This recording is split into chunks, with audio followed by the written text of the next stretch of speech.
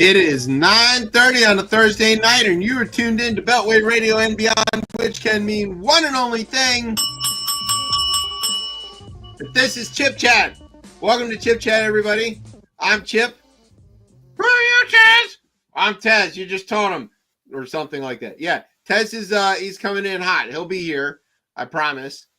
Welcome to the show. We do have a guest this week. Ray Suarez is going to be joining us a little bit later. He's got a new book out, which we want to talk to him about. And he's an expert on jobs. He's been writing a lot about employment for years now. So we're going to ask him about that.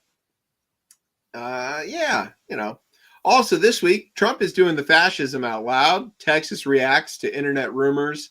Speaking of which, 4chan got hacked, which is hilarious. JD Vance and Penguins both finally have something in common, and sometimes rockets do work. But before we get to all of that stuff, I just do want to say that, for years now, especially in the Trump era, we've been sort of warning that we may be coming to some sort of like crisis point, an inflection, a constitutional crisis, something where our court system and our legal frameworks don't really have a way to get around them. We're there. We're right there. Here's why. We're going to talk about a man named Kilmar Abrego Garcia. He is a Maryland resident. He's local to us. He was snatched by ICE and deported on those flights to El Salvador.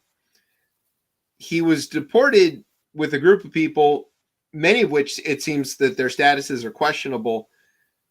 The flights themselves were ordered not to take off and to turn back by a federal judge. That order was roundly ignored. It turns out that Mr. Abrego Garcia also has a form of deportation protection. He was ordered not to be deported to El Salvador because it would be unsafe for him because of gang retaliation, because he fled El Salvador trying to flee the gangs who were trying to recruit him and press him into service, which he didn't want to do. So he had a do not deport order legally adjudicated by the courts. And that didn't stop the Trump people. We're now in court kind of going over that. So we're gonna kind of cover those things. But we are at a crisis. That's going on in Leon County, Florida. Two big things happened. One, the son of a sheriff's deputy went on a shooting rampage and shot up everybody at Florida State University.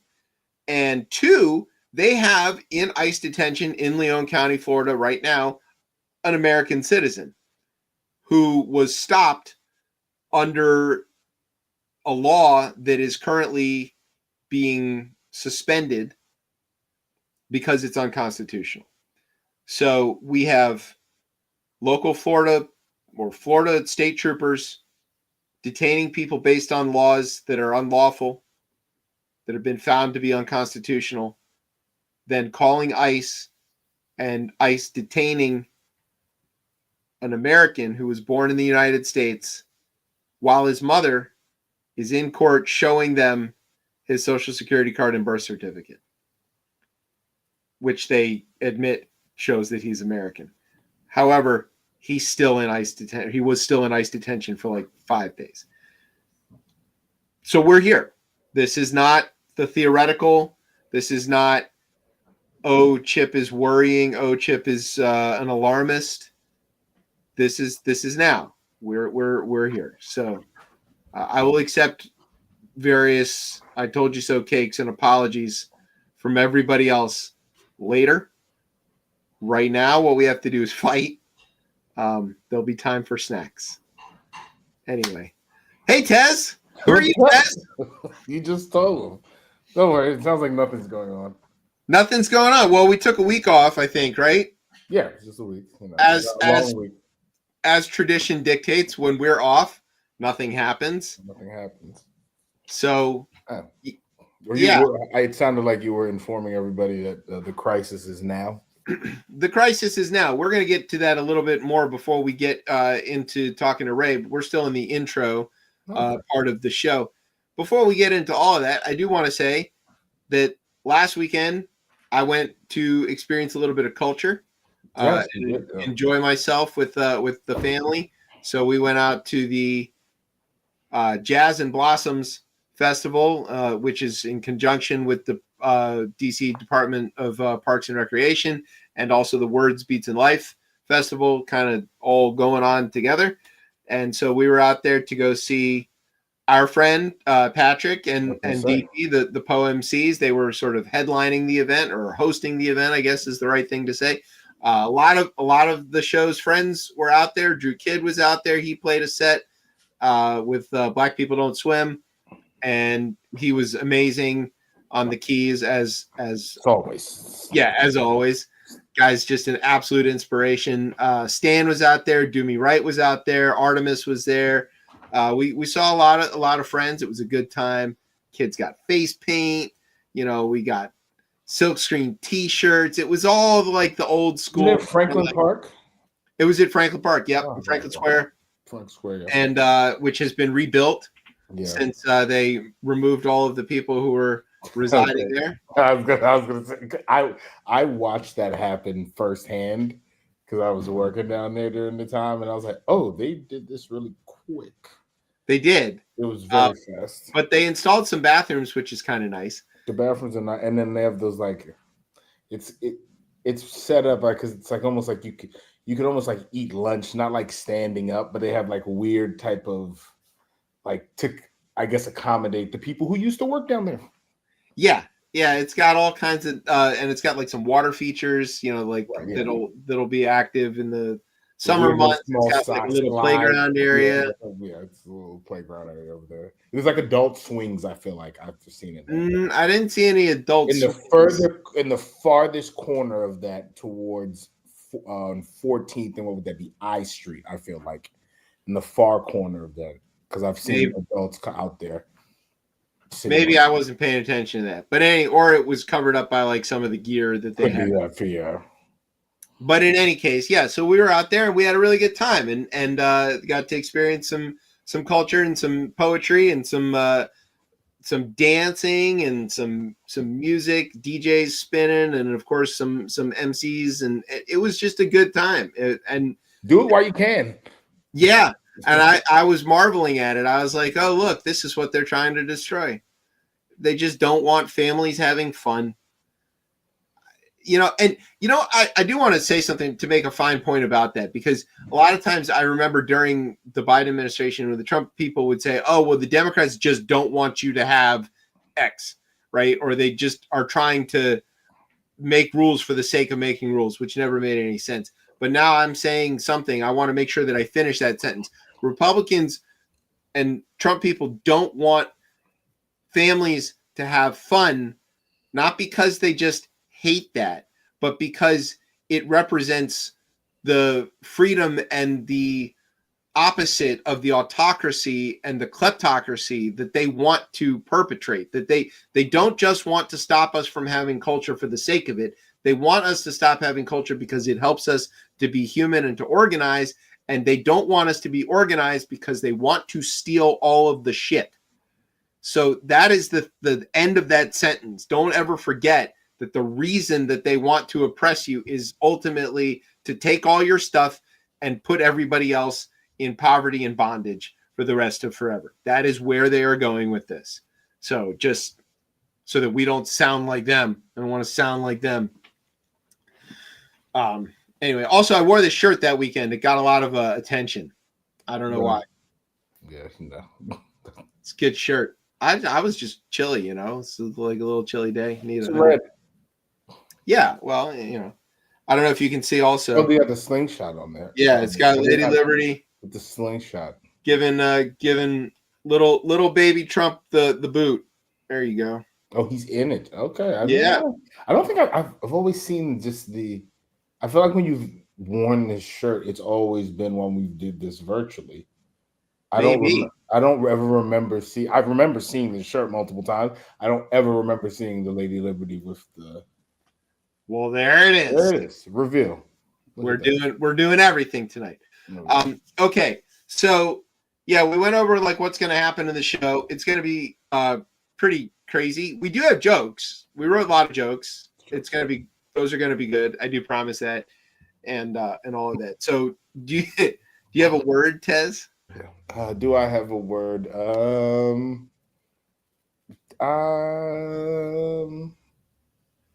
Yeah, I got a word. Okay, I've got a word. So sit back, grab some time cards. It's panic time. You're listening to the best show, the only show, Chip Chat on Beltway Radio and beyond. Clock in.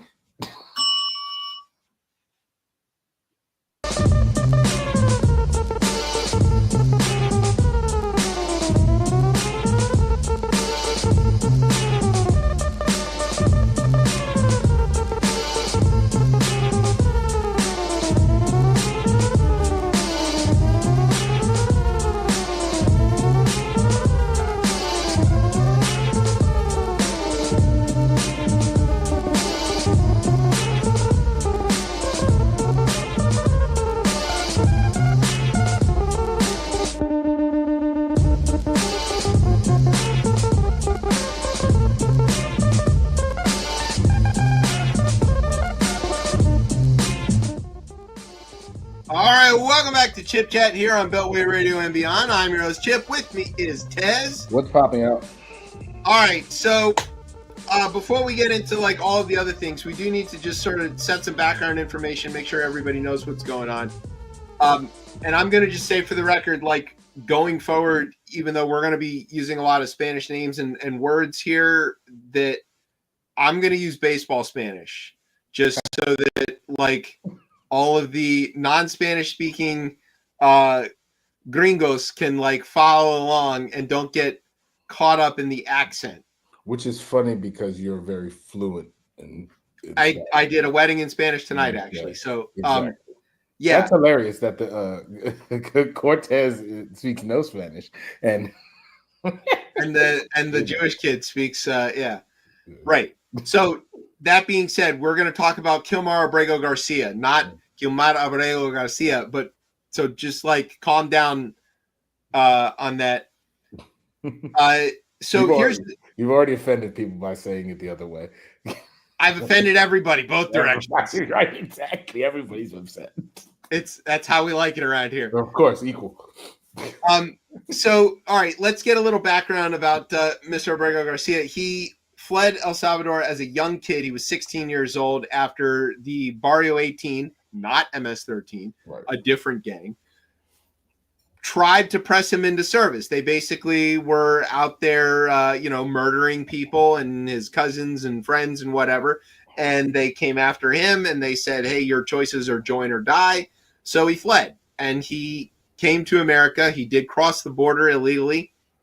He ended up here in the DC area in Prince George's County, Maryland, where he, got a job. He became a sheet metal apprentice. So he's like not just in a regular job, but in a trade, and he's on a path towards like a certification. Well, he's already certified apprentice, but then he's on a path towards a licensed professional. I myself am a journeyman tradesman. So, and he's doing sheet metal, which I'm air conditioning. The sheet metal guys make our ductwork, and without them, we are totally screwed. I was going to get to that point, but anyways, continue.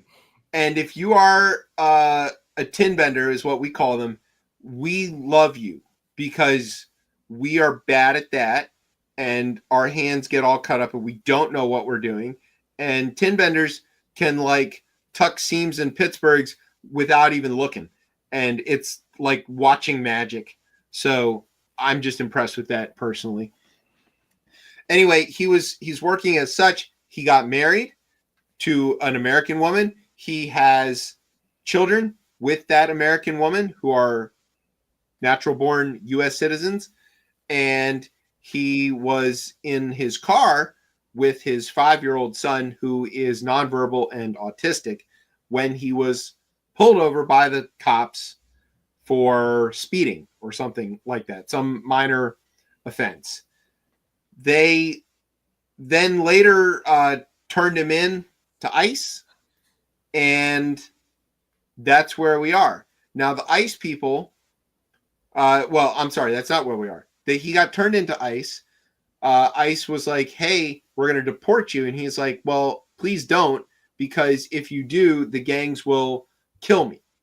And they were like, oh, okay. So he had a hearing, and the immigration court determined that it was not safe to send him back to El Salvador. So he was granted what's called a judge has stated, a United States judge, a federal judge has said. Well, a federal administrative judge, exactly. immigration court judge. Immigration, yes, it says. Yeah. Stated that he can't be deported to El Salvador. They didn't say you can't deport him to like some other place. Right. Yes. But you specifically can't send him to El Salvador. That's not where he can go. So that is, he had this protective order and basically was like living his life, going around, doing whatever. Later, he gets picked up by ICE at a construction, or where he was standing around. No, that was the first time. I'm sorry. He gets picked up by ICE for something that they know his name because he's got this protective order. Yeah. And they go and they grab him and they say, he's a gang member. We have to deport him. And we know very little about this evidence that they had to convince anybody that he was a gang member to get this order of deportation. Two things about that. One, they got the order of deportation while also acknowledging he had a do not deport order. So I'm not sure what judge signed off on that deportation order. And part of the reason we don't know which judge is because the government has so far refused to give up that information in court, despite the federal judge saying, you got to give me the information. The second thing about this deportation bit is that he was deported like on the planes that Judge Boasberg said had to turn around. A second judicial flag. Yes. And let's add a third thing. Yeah. A lot of people are saying like, oh, well, he's been accused of being a gang member. Well, first of all, he hasn't been convicted of anything, so you don't know if he's a gang member or not.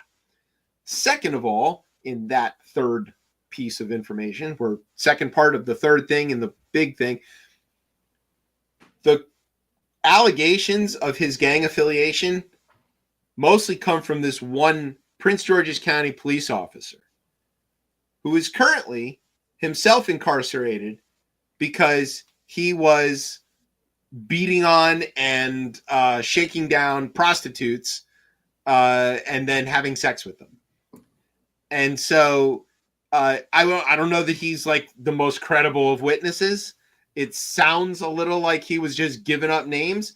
And the accusations that they made is that Kilmar Abrego Garcia is a member of MS-13. Remember, he was originally being pressed by Barrio 18, different gang, rival gang. And that he's a member of the clique that's based in New York City and further upstate, a place that he has never been. And there's no record of him ever living there or going there. So it strains credulity, I think, is the word that some of the judges have used. That's all just the setup. Right. I was going to say, there's the setup. So then what happened? There's a few things that's happened since then. I mean, one, the Trump administration has been ordered to bring him back. Right. They've been ordered to facilitate his return. To me, I think judge speak for you have improperly removed somebody from the country that was by a judge told to not be necessarily removed, but you've removed them to the one place they're not supposed to go to, right? Not only that, admitted that it was an administrative error. Yes. That got him there in the first place. And not only that, but the actual detention and like arrest have no basis. There's no warrant. There's no judicial warrant. There is no affidavit, charging documents, or any probable cause that would have made it legal for them to grab him in the first place. So if this wasn't even that he wasn't out of the country or any other thing, the most basic of facts is the lawyers would say, you have detained this individual with no cause. There's no. The rule of law is gone. That is what we like. That is where we're at. Because I mean, the Trump administration not only has defied this, but has laughed, basically, in the sense of the face of the judge with the president of El Salvador. Yeah, he laughed at him on Twitter, or laughed at the judge, that everybody on Twitter. So here's what then further happened is, right, they deported him to El Salvador. He's in CCOT. The only way we actually know that is because his wife recognized recognized him in the video of the guys being marched through there, which is crazy, essentially. And then, okay, he's there. The government admitted that it was an erroneous deportation, that they made an error, but they're just saying, well, he's in a sovereign nation. He's a citizen of that sovereign nation. And we're under no obligation, nor do we have any ability to get him to come back. So Judge Paul Azinis of Maryland District Court, Federal District Court for the state of Maryland, was like, oh, no. You need to bring him back immediately. None of this tracks, right? You have no legal justification for this. The Trump people appealed that decision. It went to the Fourth Circuit. The Fourth Circuit was extremely swift in their response last week. They're like, unanimous. Bring him the fuck back now. So the Trump administration then appealed that up to the Supremes, who came back 9-0. Right. 9-0.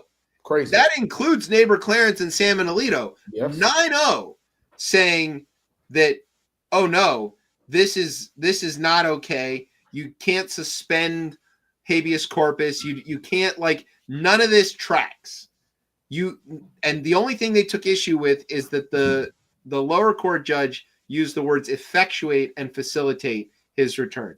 They said you can't use the word effectuate, but you can use the word facilitate. So she amends her order to facilitate, and the Supremes send this case back to Paul Azinis' court and say, you better comply with what she says.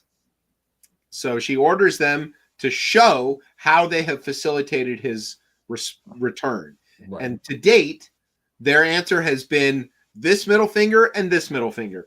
They are not divulging any information. They refuse to comply with her orders. So she said, okay, deposition time. We're going to let anybody who needs to depose, anybody who they think they need to depose. Give me the names of every federal official that could have possibly been involved in this case, from the lowest level ICE agent all the way up to the president. And the government was like, fuck you. We're appealing. So they go to the Fourth Circuit. And tonight alone, the Fourth Circuit sent back this response that read like a Comedy Central roast of bad lawyering.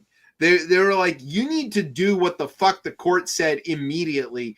This flies in the face of everything. Everything. There's absolutely no justification for any appeal here, and go comply with the order. Now, of course, they're going to appeal that decision, so that's going to go to the Supreme Court. So, like, it seems like every single piece of this is going to be, up, up, up, down, down, down, up, up, up, down, down, down. And that's what they want. But the question, but here goes the question, is that the rule of law is broken, but the only way to fight it is to continue to use the rule of law, right? Through the appeals, which is long, right? And this is moving faster than most things. Yep. It's moving a lot, but it's still like, it's such a long process. Every day this is happening, Kilmar Abrego Garcia is still in a concentration camp in El Salvador. And that's what it is. That's what it is. It's exactly what it is. So I had a conversation with someone earlier. Nobody's gotten out of there, by the way. There's no former inmates of CCOT. There's just dead inmates. So that's so fucking crazy, man. And the photos that we've seen from there, they look fairly recognizable, especially to, I think, yours and my people. So, yes. We have seen those images. Every day that this goes on, the Trump people are sort of getting what they want, which is that he's not here. He is there, and they are throwing up their hands. Now, two things are happening with this. One, yes, you're right. We're fighting this on a legal front, right? Because we have to. Even if ultimately we know that they aren't going to comply, we need to at least check the box so that we are on the right side of history when all the shit completely falls apart. Right. But the second thing that's happening is the Trump people are building up their playbook. What they're figuring out, and depending on how SCOTUS rules on some of this stuff, is they can extrajudicially deport people, including American citizens, which they're actively talking about this week, to places that they are pretty sure the courts can't reach, and then say, hey, hands tied, sorry, can't do anything about this. This dovetails with the situation that's happening in Florida, in Tallahassee. Right now in Tallahassee, or this week in Tallahassee, or in the county where Tallahassee lives, Leon County, there was a young man who's 20 years old who doesn't speak English as his native language. He speaks a Mayan dialect as his native language, but he was born in the United States. He has a birth certificate and social security card to prove that. He was picked up by the Florida State Police because Florida passed a law saying it's illegal to enter Florida without papers. That law has been struck down by the courts 2 weeks ago and is currently not in force, but that didn't stop DeSantis's Gestapo from picking this guy up as he crossed the Florida-Georgia line, and they whisked him off to jail and charged him with being in Florida without being a U.S. citizen or something to the equivalent thereof. His mom shows up in court, shows his birth certificate and all of his ID, and they go, well, that does seem to check out. Unfortunately, we've already turned him over to ICE. And ICE is like, we're not letting him go. And the judge is like, I can't order ICE to do anything because I'm a state judge and they're federal. What's happening there, right? The Trump people are figuring out that if they can move fast enough, they can outmaneuver the courts. The courts are slow. The courts are slow, yeah. And they're meant to be slow. Yeah, exactly.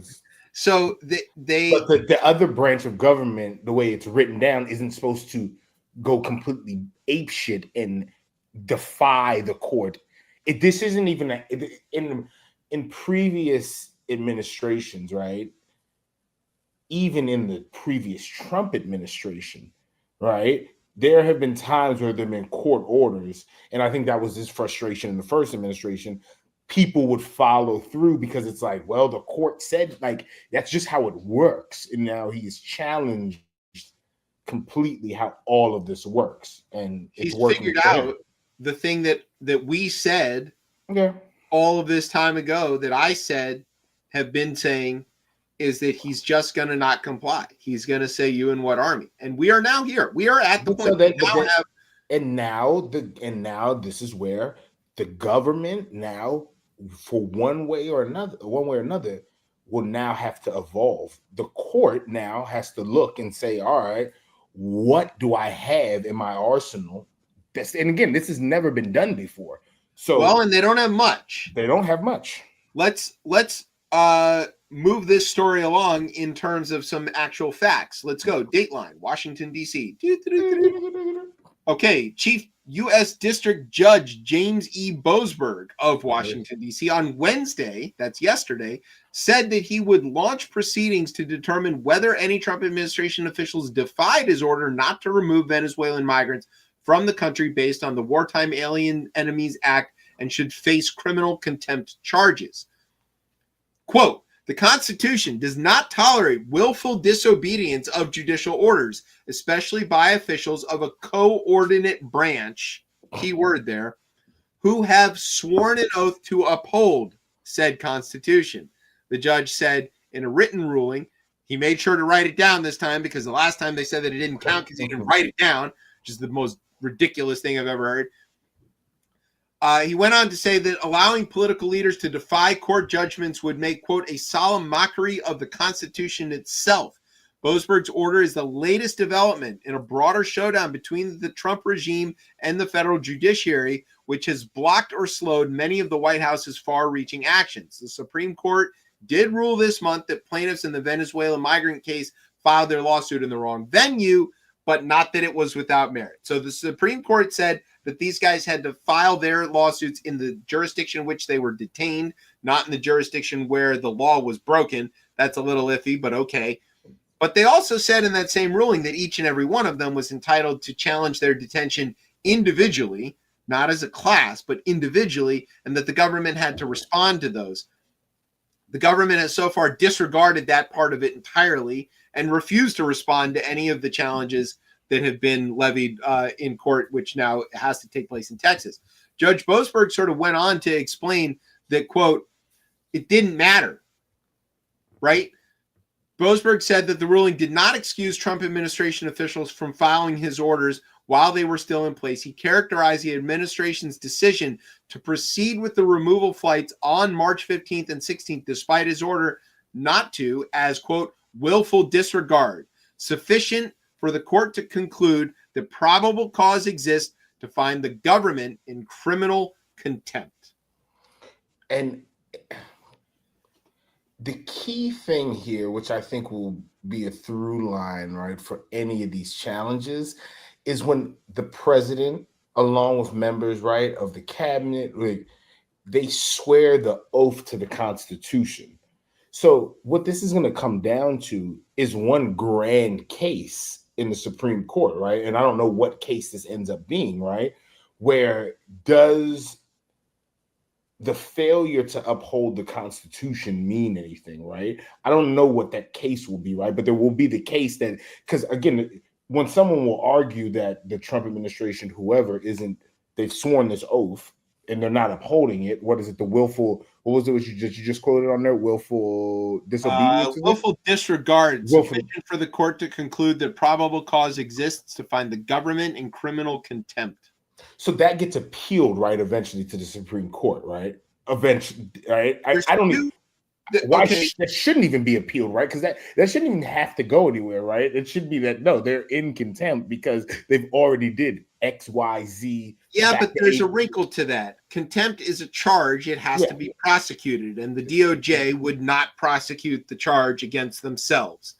So the judge said that he would give the government an opportunity to remedy the matter, such as by asserting custody of individuals so that they can exercise their right to challenge their removals, a step that would not necessarily require their release or return, but would at least follow the rule of law. Otherwise, Boasberg said he would direct it to identify the officials who knowingly defied his previous order. If it declined, the judge said he would seek sworn declarations from witnesses or testimony under oath so that he could refer the matter for prosecution. And if the Justice Department declined to act, he would appoint a lawyer to do so. So contempt is a little different from other crimes, right? The judge can kind of prosecute this a little bit, and he gets to decide on his own deal. So he can call witnesses. He's the one who's building the case for contempt, and then he's the one who's going to refer that to the prosecutors. If the DOJ doesn't want to bring the case as federal prosecutors, which they wouldn't, he can appoint a special prosecutor to bring it on behalf of the government, even if the government is declining to do it. Because remember, the government is like, the Constitution itself, right? Exactly. But then there's a problem. It's in federal court. It's not in a state court. So let's say this special prosecutor has all the evidence. The Trump people come in and admit, yeah, we sent the fucking planes. What are you going to do about it? And they go, all right, we find you in contempt. Nail him to the wall. What's Trump going to do? Pardon. Yeah. Off you go. So he's going to be able to find plenty of people who are going to be carrying that pardon already written for him in their back pockets to go in and say whatever the fuck they want. This is where it ends. They're doing the thing right in front of all of us. There isn't, I don't have like a better way to tell anybody what to do. I don't think that there's enough convincing anybody, showing them to be liars or showing them to be flagrantly violating the Constitution that's going to change one single thing. They are in charge. They're not going anywhere. Then it means that more people get snatched up on the street. More American people find it to be outrageous. More American people go to the streets themselves. And then again, this ends in violence. It will. It will, because they are going to snatch people like you and me. They're going to snatch anybody they disagree with. I was talking to some lawyers. They are worried that they're going to start being charged with harboring illegal immigrants simply for working to protect their rights, and asylum claims. I said, what is the point of charging them? They're just going to snatch you up and throw you out of the country and say that you can't come back in. And, they're just going to extrajudicially behave. They are outside the bounds already. They've willingly said so. I don't know what to tell anybody. Everybody do what you think you need to do best, but I would heavily recommend preparation, for lack of a better word that I don't want to say. Yeah, I mean that says it all. Yeah. Hey, Brian is our guest in the green room now that we've Yes, he is, and he's been hearing everything. Oh, great. Well, let's do this. Let's take a quick break, and when we come back, we're going to get to talk to somebody much smarter than us, who has much better read on all of this. And real news. The real news man talking to the fake news guys. Exactly. So we'll be right back with Ray Suarez. You're listening to Chip Chat on Beltway Radio and beyond. Swips.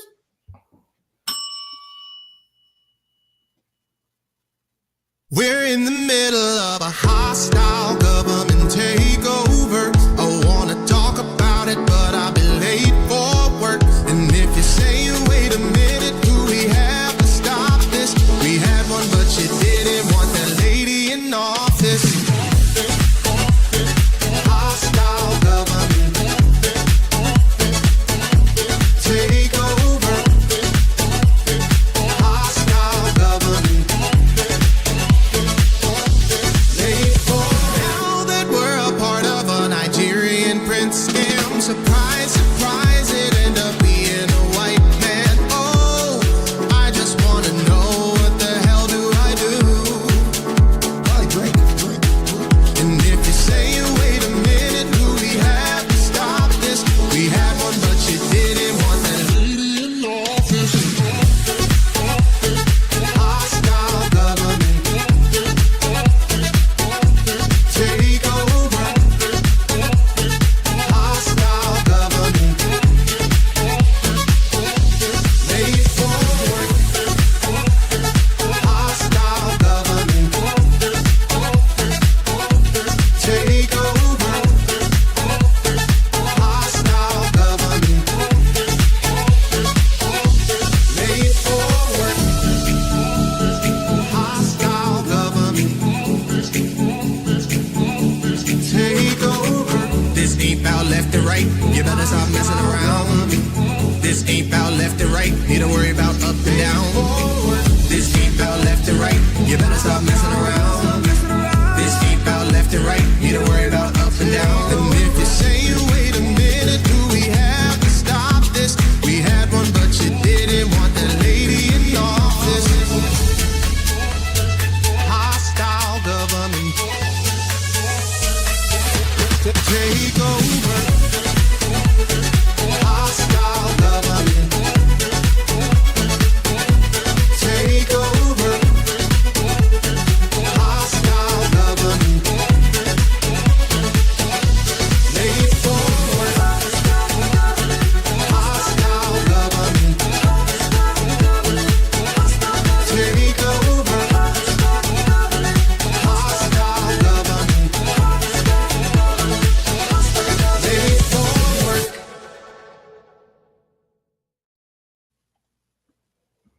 All right, well, welcome back to Chip Chat here on Beltway Radio and beyond. I'm your host, Chip. With me is Tez. What's probably yeah. Oh, And that's God. our the theme song of the night, man. Or Of the night. ever?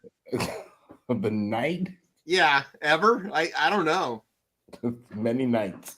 Yeah. Many moons. All right, so Ray Suarez has been writing about the workforce for many years now, including some award-winning podcast work and various books and articles and just everything. We have asked him back to talk about the current economic chaos and how that's impacting people throughout this great country. And we'll get to the immigration side of that as well. Ray, welcome back to Chip Chat. Great to be with you. We are very excited to have you. Yes. Just before everybody knows, if you look right over Ray's head, you'll see his Yes. new book, We Are Home. Okay. Yeah. Oh, There you go. So we're gonna be talking about it because it's very relevant to the current situation and what You betcha. It is. So before we get to all of that, though, Ray, briefly, could you give us kind of a snapshot of the employment situation in the U.S.? What's the job creation rate and unemployment rate looking like these days, and all of that kind of stuff? Well, later this year, we may look back at the April report as the last good report because it was really good. 228,000 new jobs. Unemployment sailing along, bumping along level at about 4.2%. Good job creation across several different sectors of the economy. A little over 7 million people out of work. A low 3.8% unemployment rate for men. Women at 3.7%. And, this is the way things have been going. It is, to be fair, well above the average of the last 12 months, which has been around 160,000 new jobs a month. But, would be the envy of many countries around the world that are having real trouble with job creation. Labor force participation staying about level. A lot of people are retiring right now. And that tendency was encouraged, supercharged by the pandemic. Sure. Where a lot of people my age in the late 60s who were on the bubble and thinking, do I really want to keep on doing this? They elected to retire, the ones who could afford to. So it sped up the decisions that a lot of people, a lot of boomers were going to be making anyway. The average hourly earnings up 9 cents an hour to $36 an hour, as seen from 35,000 feet across the economy. And the average work week is about 35 hours. So all of that means that we're basically we were in very, very solid territory. Maybe not the best we've ever been, but very solid. Inflation's also look at in the context of what's been going on over the last several years. There we go. Numbers month after month. Yes. A lot of the slack in the workforce being soaked up by new job creation. We are at a point where you might expect things to be flagging, to expect those numbers to be declining, and they haven't. As economists started to whisper last year, maybe it's all over, maybe next month we'll only see 50,000, it's kept in the high six figures month after month after month. There was a lot of confidence. We'll see now, with declining consumer confidence and the uncertainty that's been injected into the economy by these new Trump policies, whether that kind of confidence, whether employers will say, yeah, let me add that extra guy on the second shift. Let me create a new job because everybody's hustling as hard as they can. And I could probably make more money if I put another person on that shift. They may not do that now. And, we need a couple of more months to see whether that's going to happen, but certainly it's front loaded. All the tendencies that would push that kind of decision making are now front loaded. Ray, how do we tell the story, I guess, to the average American who has a lot going on in their lives about like what the real economy is? Because I think no one takes into account the shock that COVID was. No one takes into account that while inflation spiked drastically, we were able to bring that back down. And I know we've talked, the soft landing has been something that's been talked about, but it does feel like, for like lack of a better phrase, we made it there and it was cruising along. And it seems that uncertainty has been injected into the minds of folks, not even so much right now, but it felt like a year and a half ago, people were like, this doesn't feel good to me. My economy doesn't feel good. Well, if you're a middle-aged worker, let's say, in your early 40s. Easy.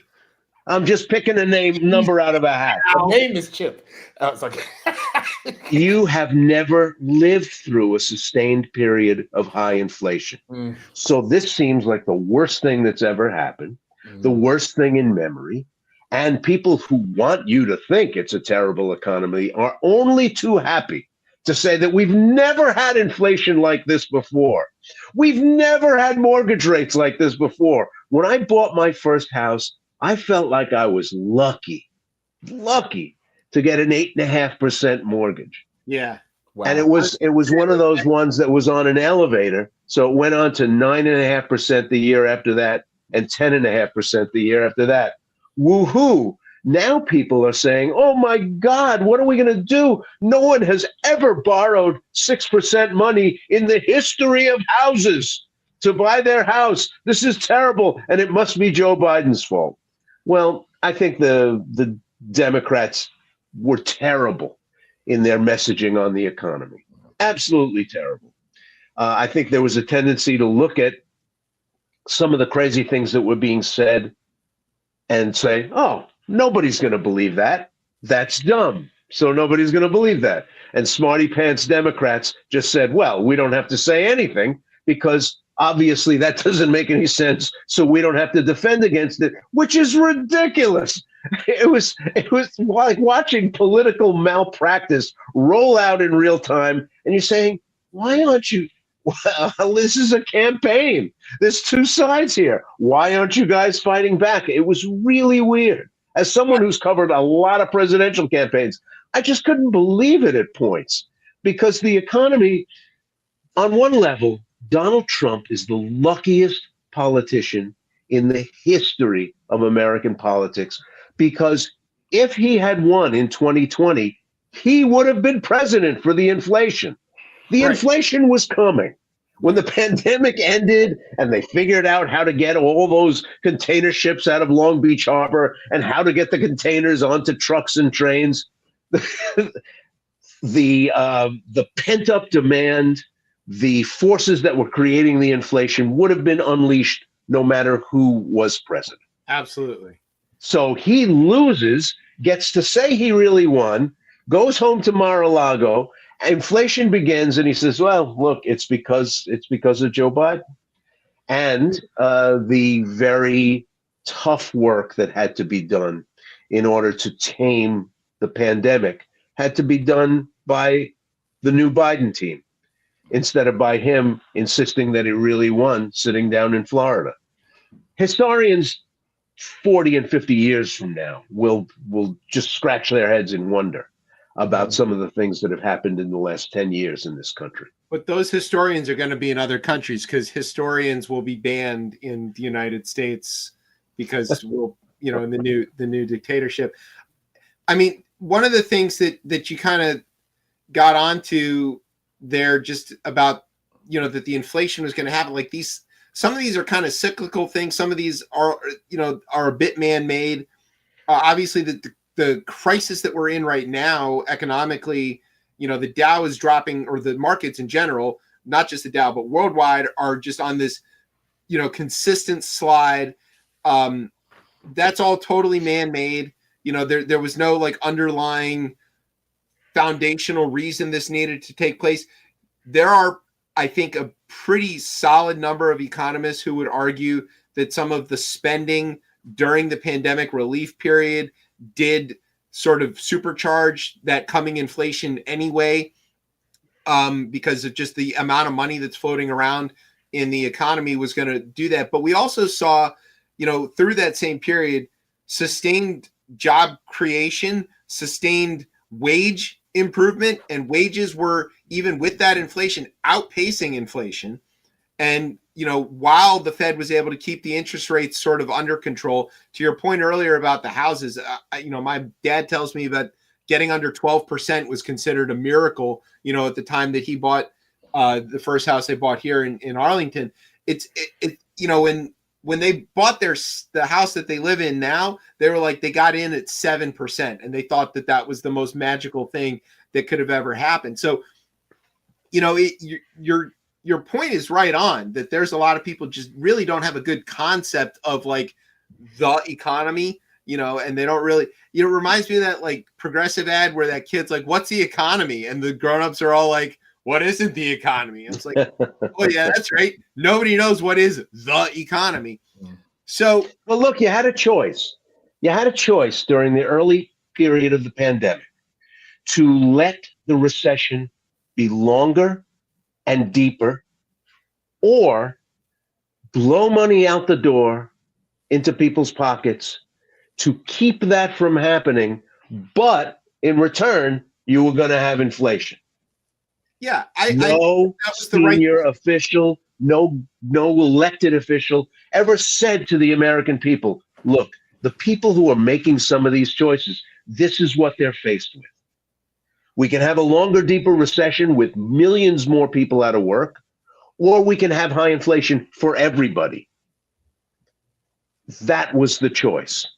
Biden made the calculation that making it a shorter recession and a shallower one was the better call. And yes, we had inflation. But it wasn't just an American decision, right? The whole world basically was forced to make this decision, and they made it in a coordinated manner that did pay off. Yeah. I mean, we got through that.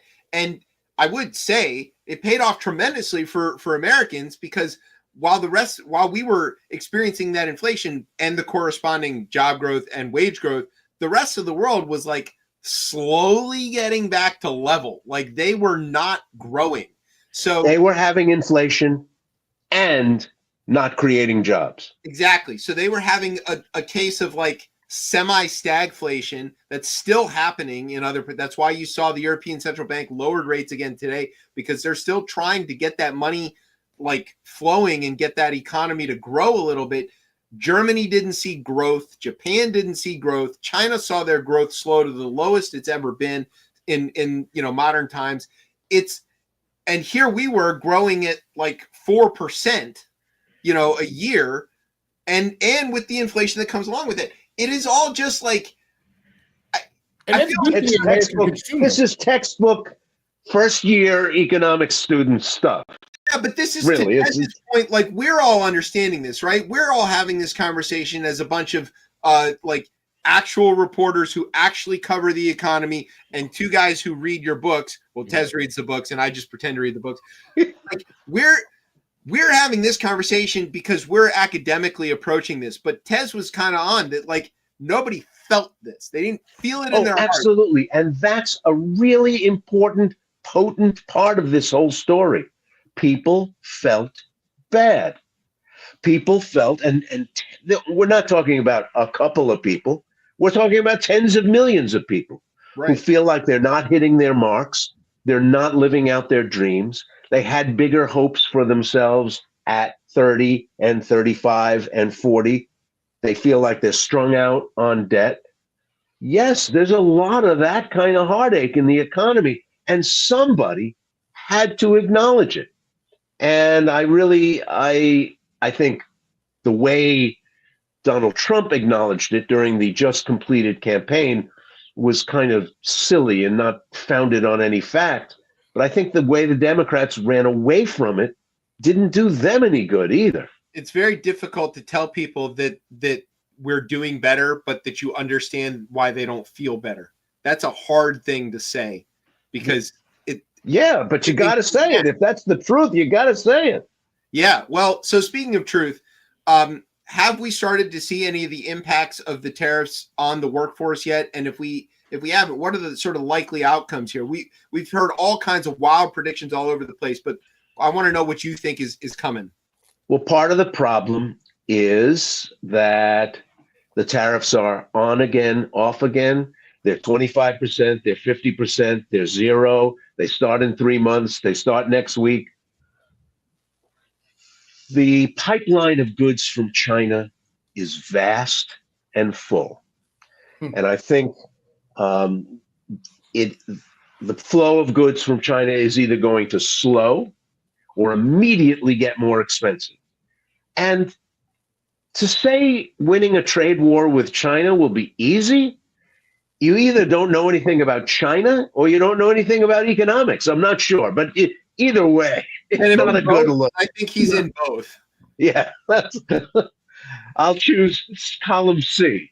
Yeah, And you know, China's recent rise after they were able to enter the WTO is largely thanks to the American consumer. sure.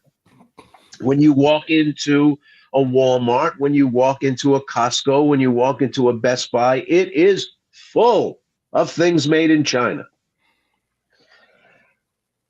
If you start charging 50% more for those things, how is in what world are we not going to feel that and feel it soon? All kinds of things. Now, this is a fault of American capitalists. It's a fault of American industrialists, and it's a fault of American leaders. But it took us 30 years to get here. We didn't just snap our fingers and one day Walmart's filled to the gills with Chinese goods.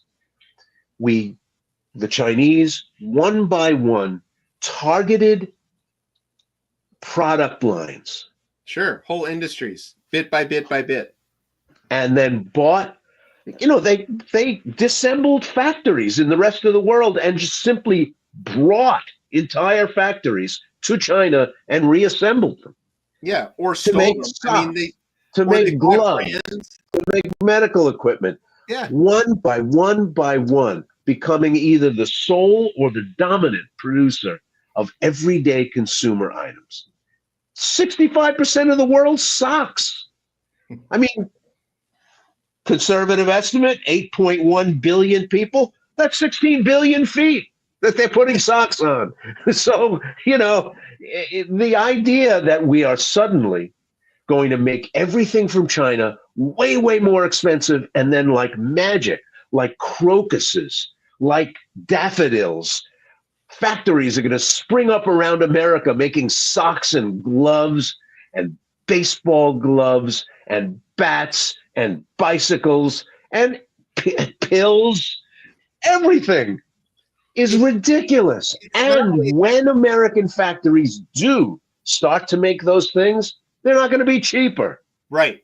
That's the thing, is that the fundamental purpose of the tariff is to make the less favored product, whether it's, imported or whatever, as expensive as the favored product, so that your choice is now not based on price. You take the price out of it, and now it can be based on something else. That is the purpose of the tariff. That's what they are. That's why they level playing fields, right? Is that they take away the advantages. But what they don't take away, the economists always complain that you can move goods, you can move capital, but you can't move labor. And the tariff doesn't equalize for is cost of living in relative places, right? So there's a reason that certain things are made in some places and not in others, is because the value of the product is low. Therefore, the what the workers earn producing the product is relatively low, and nobody is going to be willing to do that if their cost of living can't, if they can't keep up with their cost of living. So you have to make those things in low cost places so that they can even be made at all. Not only you'll remember just a few minutes ago, I told you that in the latest report, the average hourly wage was $36 an hour. Right. And nobody making socks in China is making $36 an hour. Nobody making iPhones in China or earbuds in China is making $36 an hour. They're making $36 a week. Right. So if you open a factory to do that work here, it will be entirely or almost entirely automated. Yeah, It so won't create jobs. We're gonna ask about that, because I think that's gonna cost jobs. So, and I do want to ask another, maybe a detail question. You said that it's not just about the pipeline from China and other things. There's a flip side to these tariffs, right? That if other countries decide they don't want to do business and buy Americans, there's certain things, just like there's things that we have to buy from China. I think it was maybe Lutnick or somebody was on TV explaining that you can't get mangoes in the United States. We can't grow mangoes in the United States. You have to import mangoes, right? We can't grow bananas in the United States. We can't grow coffee in the United States. So we have to import these things. There's things that Americans can make and produce that the rest of the world doesn't really have quite at that rate. A good example, I think that we hit a lot on this, is soybeans. The United States can produce soybeans at a tremendous rate, and because of the inland waterway system, we can get them to market at below the cost of what other countries like Brazil can do, because they are dependent on trucks and rail. And that is an intrinsic advantage that the United States markets have. But if we get tariffed back, which has happened, that advantage is removed the same way the low cost of labor in China gets removed from their products. But during this whole thing, isn't it pretty likely that the rest of the world is just going to sort of like cut a big circle around the US and then continue trading with each other and just kind of leave us out of it? Is that a possible outcome? This is part of the challenge of having a 78-year-old president who formed his ideas about the way the economy works as a young businessman in the 70s and 80s. And he grew up in a world, Donald Trump did, where the essential nature of American industry was such that the United States really could throw its weight around in the way he's presuming to do now. What he is not, it seems to me, taking account of is that the world can more easily, not entirely, but can more easily do without the things we make, and without the things we grow, and without the things we sell and assemble. And I just don't know where this all goes. There is a world out there. The rise of the rest has created a world where people can more easily say, we'll buy it somewhere else.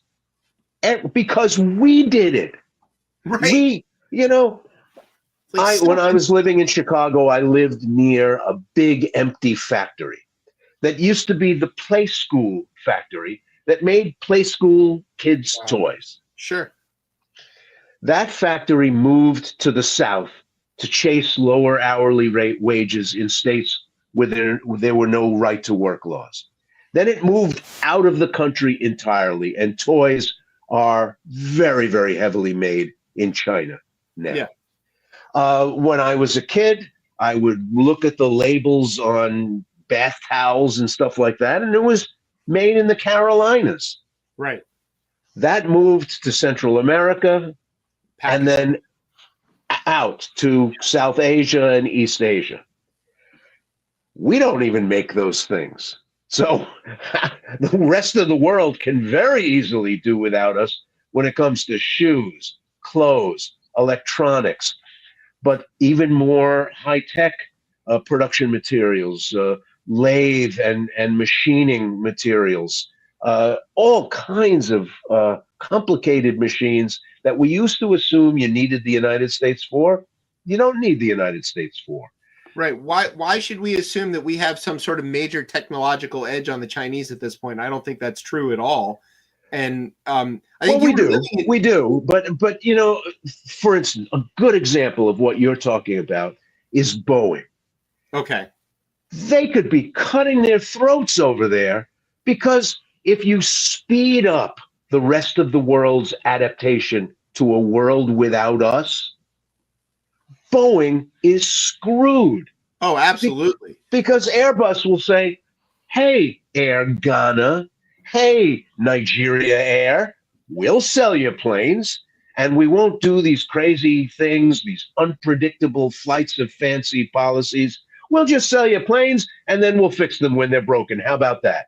And China, which has been developing its commercial aviation industry over recent years, is more than happy to say to buyers in the global South, look, those people, look at what they're doing. Can you be sure that if you buy a Boeing jet, 5 years from now, they're not going to make the parts 50% more expensive? 10 years from now, they're not going to come back to you with all kinds of ridiculous demands. Buy from us. We'll sell you the parts. We'll teach you how to repair the planes. No problem. And I think the United States has a romantic notion about its own essential nature in the past, that it would be permanent, that countries would definitely always want the things we make. And if you make the things we make harder to buy, forget it. I mean, I just don't understand what's going on at all. His theory of the case is so deeply flawed, but he's still going to be a rich guy when it's all over. When the chickens all lined up there in the roost, it's us that's going to pay the freight for that. Ray, do we also lose, I think, as well, right? Because other countries, if they start migrating, in a sense, towards China, China can also say, hey, look what democracy has gotten you. That's right. They can't even build you a damn plane anymore. Look what and do they get to that point where you could also see, and that's happened around the world anyways, but countries that might have also looked at America as like, oh, democracy could work for us, to look towards China and be like, do we really care about like human rights? If this country that is another superpower seems to be the more stable option, maybe the way they're doing it makes more sense, which sounds crazy to me saying corporatocracy looks more stable than democracy right now. You know what I'll do to get a counter narrative to Tez's case? Let me go turn on Voice of America. Oh God, no! Wait a minute. Right there it is. I mean, what about all those people in Burma who just had this terrible earthquake, and USAID could have been right there with, shovels and excavators with a big American flag on them. They called back teams that were already in the region. Instead, it's crazy. You have to remember that in Trump world, they don't believe in soft power. They don't believe that soft power is potent, that it really works. They believe you govern and you show your strength by muscling people, by showing them the validity of your argument, by muscling them. It is a very Roman Empire way of getting along with other countries in the world. My people call that extortion. I don't know what else. I mean, look, it is a different theory of how to operate. It is maybe, I think the British used it for 200 years. Yeah. And it's why one of the most celebrated holidays in the world is Independence Day from Britain. Yeah. So, a lot of us we've been here before. So I do want to know, Trump talks about bringing these jobs back. We touched on that briefly. Are these really, is there any kind of a thing, often economists will talk about churn, or they'll talk about how, like, okay, if automation does come, then you just get higher value people who fix the robots or whatever. And I have this conversation all the time. People, they complain about, the checkout at the grocery store. I don't want to do my own scanning of the groceries. And I go, oh yeah, I guess we'll go to the bank so you can write a check and hand it to the guy at the counter so you can get some money out. And they go, what the hell are you talking about? I'm going to the ATM. And I'm like, right, because of course you do. So, like, is there, I want to be fair, right? I'm pretending to be a journalist here. Is there some opportunity here for the sort of level of the jobs to rise, even if the threat of jobs of factories returning is entirely automated? Yeah, there is some validity to this idea.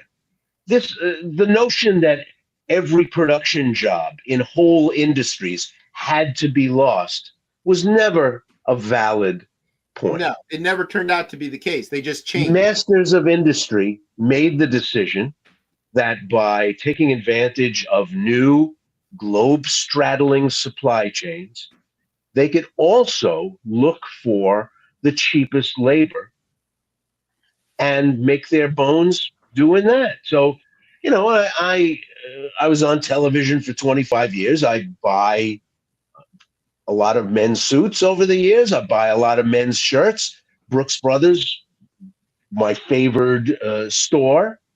I would look in the collar because you could always tell something about the global economy from where a shirt was made. Right. And I finally threw up my hands when my new white shirt said, "Made in Mauritius." Yeah. Now, Mauritius is a teeny tiny island in the middle of the Indian Ocean, far from everywhere. Mauritius is just as far away from the United States as you could get without being on your way back. Right. And so it made sense to get cotton to Mauritius, cotton and dye and looms and all of that to the other side of the planet, rather than have somebody do it in the garment district in New York, in South California, where a lot of the needle trades still are right now. It made more sense still somehow to do it in Mauritius or Sri Lanka or Indonesia. These are the places where I see my shirts are being made now. Bangladesh. Famous maker, famous brand, well-known brand, and yet the shirt itself is not really from any place that the Brooks brothers would recognize. It's from Mauritius. So, and we did not have to plunge headlong into sending jobs all around the planet. That much is true. I interviewed Carla Hills and Mickey Cantor, George H.W. Bush's trade ambassador who negotiated NAFTA, and then Mickey Cantor, who picked up the ball from her and was Clinton's equivalent negotiator for his administration.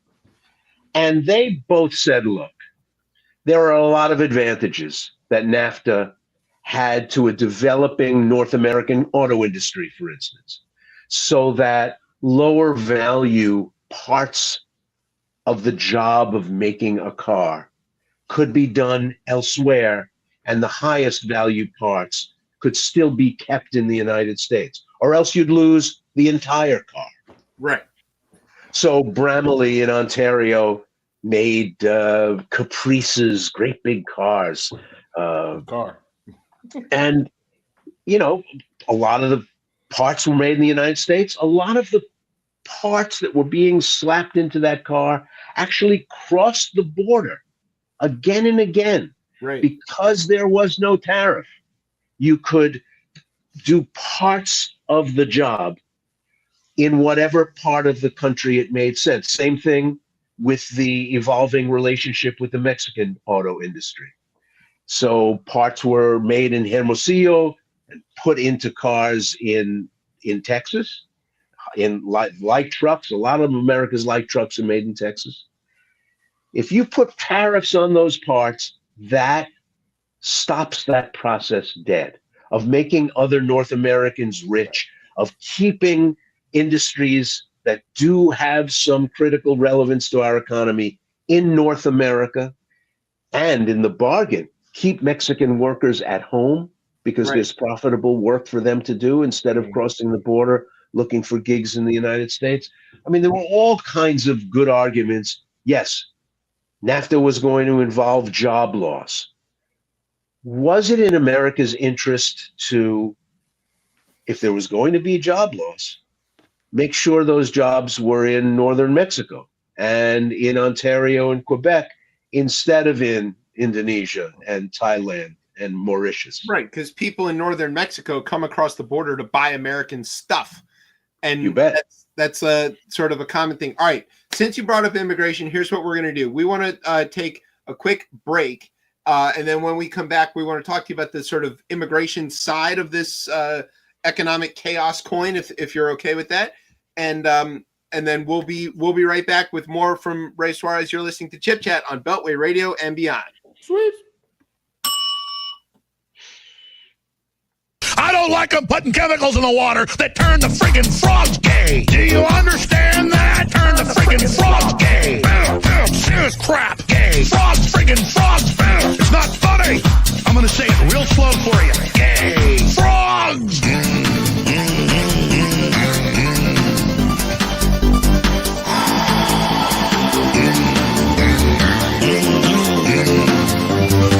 Won't you fight for your life?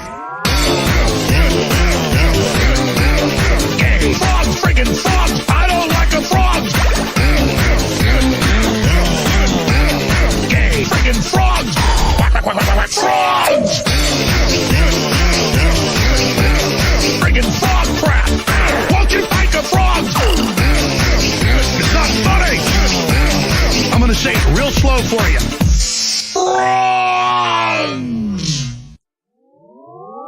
Place point. All right, welcome back to Chip Chat here on Beltway Radio and beyond. Oh man, are we back yet? Oh my What are God. you doing trying to make me miss Alex Jones? What are you doing? Brian should get a Peabody Award for that. Like that was perfectly timed. Oh my God. Does he have to share it with Alex Jones though? Come up on stage and accept it with him? I don't know if Alex Jones is allowed on a stage. We were trying to buy. Yeah, we tried to buy InfoWars, but we lost to the Onion, and because we don't have any money. But it's very timely because it's funny, but also it is currently Passover. Just to let everybody know, if I sound a little grumpier than usual because I can't eat anything delicious and only eat matzah. That's not true. I can eat other things with the matzah, but I can't have any like bread or pasta. I'm definitely a coconut macaroon man. Yeah, well, those parts are good. There are good parts of Passover, like brisket and matzo ball soup. All good. Those children of Israel wandering in the desert eating those coconut macaroons. It wasn't so bad. Yeah, Manischewitz was doing big business, dropping them from the sky. So, but anyway, I just want to like throw this out there. This is not relevant at all, but there is this wonderful, funny bit of like Jewish trivia here. If you look at the 10 plagues and the way they're written in the Torah, it lists the plague that most people know as frogs. It's just frog. It's just the Hebrew word for frog. Just one frog. Not many frogs, just one. And it's not clear what sort of a singular frog created a plague big enough that the Egyptians almost let us go, but it happened. So ponder that. Hail and boils and all that. That sounds pretty bad, but a frog? But they didn't all happen at once. Each plague would happen, and then Pharaoh would be like, all right, get out of here. And then while we're getting ready to leave, he would be like, never mind, which is how we ended up with the matzah, because we were like, he's like, get out of here. We're like, fuck it, grab the bread, let's go. And matzah. But the one frog terrorized Egypt to the point that Pharaoh was like, get out. And then after the frog cut it out, maybe because Alex Jones came, I don't know. It was all. It might have been that frog from the famous Looney Tunes cartoon that sings and dances with the top hat. That's right. That might have been too much to take. Singing Stephen Foster songs. Yeah. Hello, my baby. Hello, my. Yeah. All right. So, Ray has a new book out all about oral histories of immigrants coming to America. It's called We Are Home. So we thought who better to ask about the current environment for immigrants and the impacts on the economy as a country as a whole. So, Ray, tell us a little bit about the book before we start peppering you with more questions. It is a parallel set of histories. It is people telling their own stories of coming to America in the modern era of immigration, and a story of the evolution of immigration law in the United States, whether it has to do with refugees, whether it has to do with parts of the world that you were allowed to come in from and not allowed to come in from. One chapter is devoted to the tremendous increase in Black immigration to the United States after Black Americans were the most uniformly native-born people in America, because they were kidnapped, brought here, and there was no further immigration after the end of the Civil War. So if you were Black and on an American street somewhere, it was like a lead pipe cinch that you were born somewhere in the United States. Now 20% of Black people in America are either immigrants or the child of immigrants. It is remarkable, just remarkable. Tez is British. Yeah, and on my mom's side, Jamaicans, and on my dad's side, Cuban and Italian. So, and born in England, yes. But There you go. I fall right into that. I think that part is huge because I remember a lot of times being in like whatever I could get a cab in DC, and when the cab drivers a lot of the times would figure out that I wasn't from here, there would be a lot of vitriol towards Black Americans born here. And you know, I always found that to be so crazy because I was like, well, you obviously don't understand your history because the reason you're probably here, the reason I'm here is a lot of the laws throughout the civil rights era, right? Is what kind of that's when these immigration laws start to change, and you see Black people from around the globe, as well as other people coming into the United States, right? And that kind of inside the family stuff, I didn't feel entirely, you know, I'm a Puerto Rican guy from Brooklyn. I didn't feel entirely comfortable going into that at length, but obviously it's there. Right. And I use a cab driver, a DC cab driver, interestingly enough, just because one day I got into his cab. He recognized me because cab drivers are interested in foreign news. They recognize you, right? For people who don't know, cab drivers, especially in DC, universally listen to public radio. That is all they want. If you're so he said, "Are you Ray Suarez?" And I said, "Yeah." And if you're having trouble connecting with your cab driver, just say the word Kojo Nnamdi, and you will be best friends immediately. So he was Somali, and he was all bent out of shape about his son filling out DC public schools paperwork in high school. And when it asks you to list your nationality, race, and ethnicity and all that, he put African American. So the guy was all wound up about it. And I said, you know, sitting in the back of the seat, just waiting to get to my destination, I said, well, you know, both his parents were born in Africa and he was born in America. I mean, if anybody can claim to be African American, I guess he could. And he looked at me and he said, "You know, that's not what they mean." Right. And I had to admit, that yes, I did know that that's not what they mean. That is not what they mean. That's so good. That's such a good story. Yeah. Excellent story. All right. So, Trump has been waging a war on immigration, not just on the economy, but economically speaking. Why does the United States depend so heavily on immigrant labor and immigration in general to keep our economy going? The United States has tried to have it both ways, to be both hostile and mean to immigrants and mount a giant blinking neon help wanted sign that faces the rest of the world in every direction at the same time.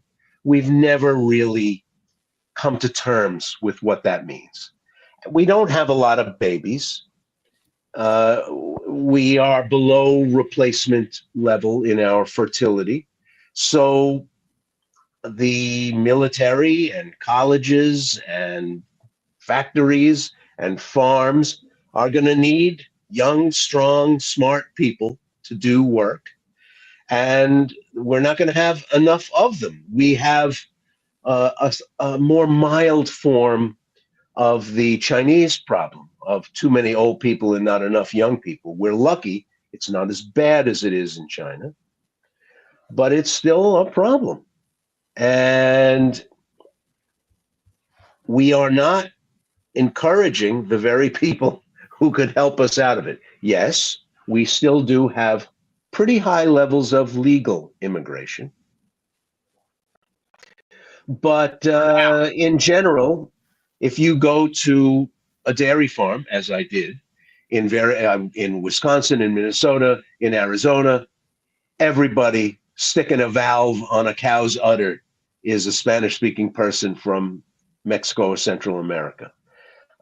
Everybody who is working in a grain elevator in Sioux County, Iowa, in the northwest corner of Iowa, is from Mexico or Central America. It is, if you get your muffler fixed on Coney Island Avenue in Brooklyn, it is likely a Pakistani doing that work. It is just an economy very heavily devoted to services and a workforce that is very heavily immigrant doing those services. I mean, if Americans really yearn to be bakers or people sewing together T-shirts, making sneakers, so that we take back those jobs from Vietnam, I'm not seeing it. I don't know if that's the case. There's nothing stopping it. Absolutely, there's nothing They're stopping just them. not doing it. It was I was like back during, I want to say even maybe the Obama years, that the United Farm Workers like put out this thing of like, come do our job, come take our jobs, right?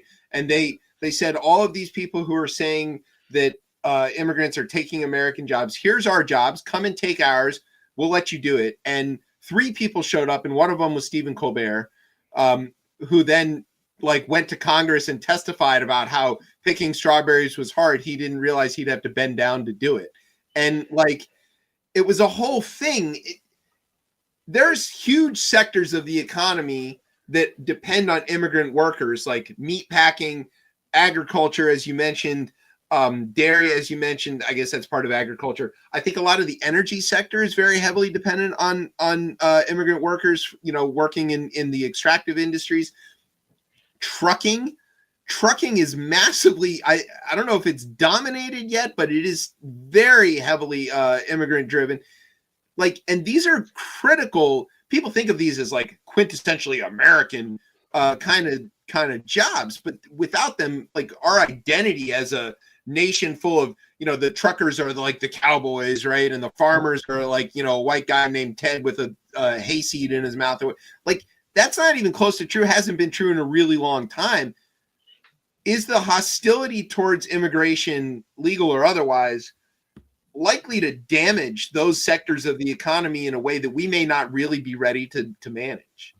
If we put our enforcement where our mouth is and go after those industries where there's high levels of immigrant labor, immigrants are heavily concentrated in 3 big industries: food service, agriculture, and hospitality.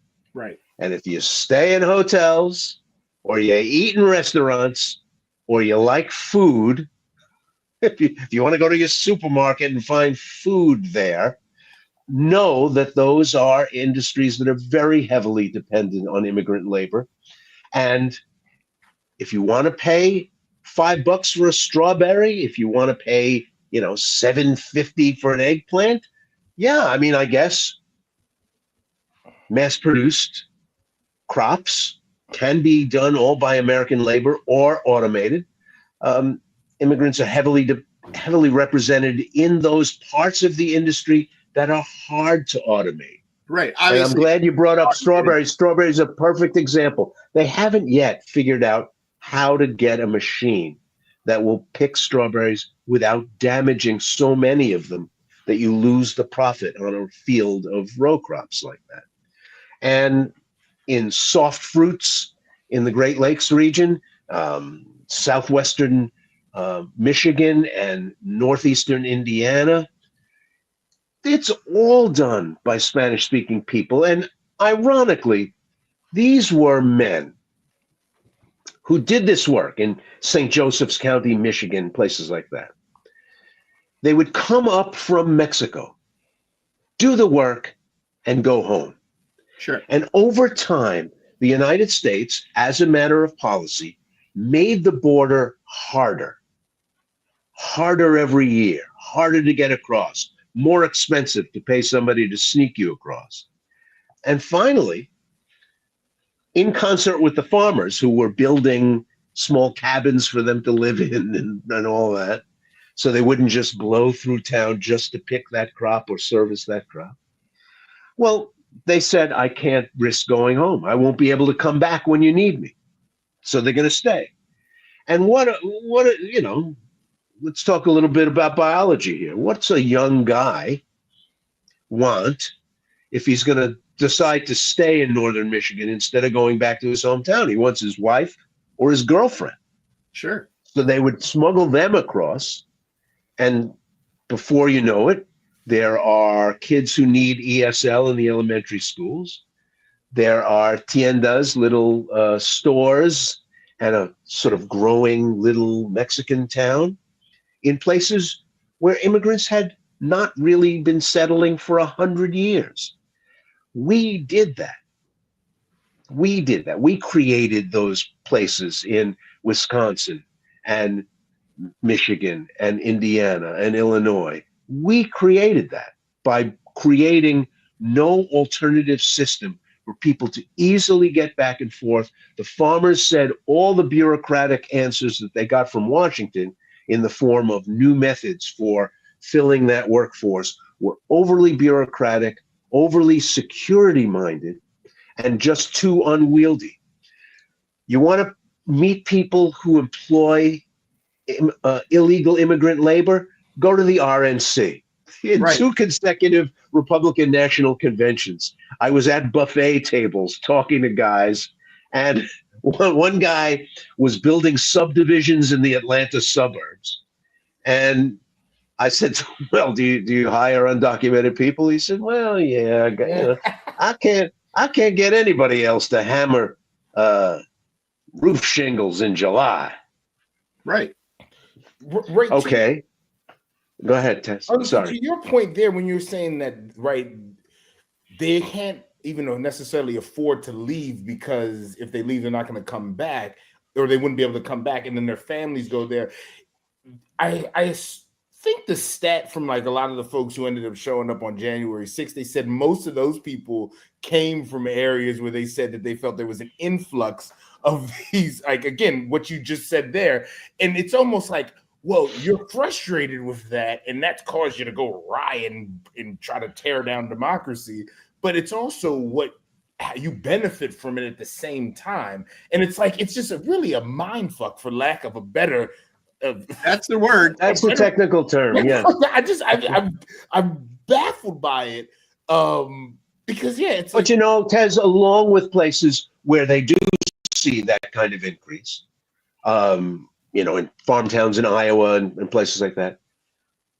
I do work for the American Communities Project from Michigan State University, and they are constantly doing surveys of public opinion. And we've started asking a question, yes or no, true or false, to the statement, I'm feeling more and more like a stranger in my own country. Okay.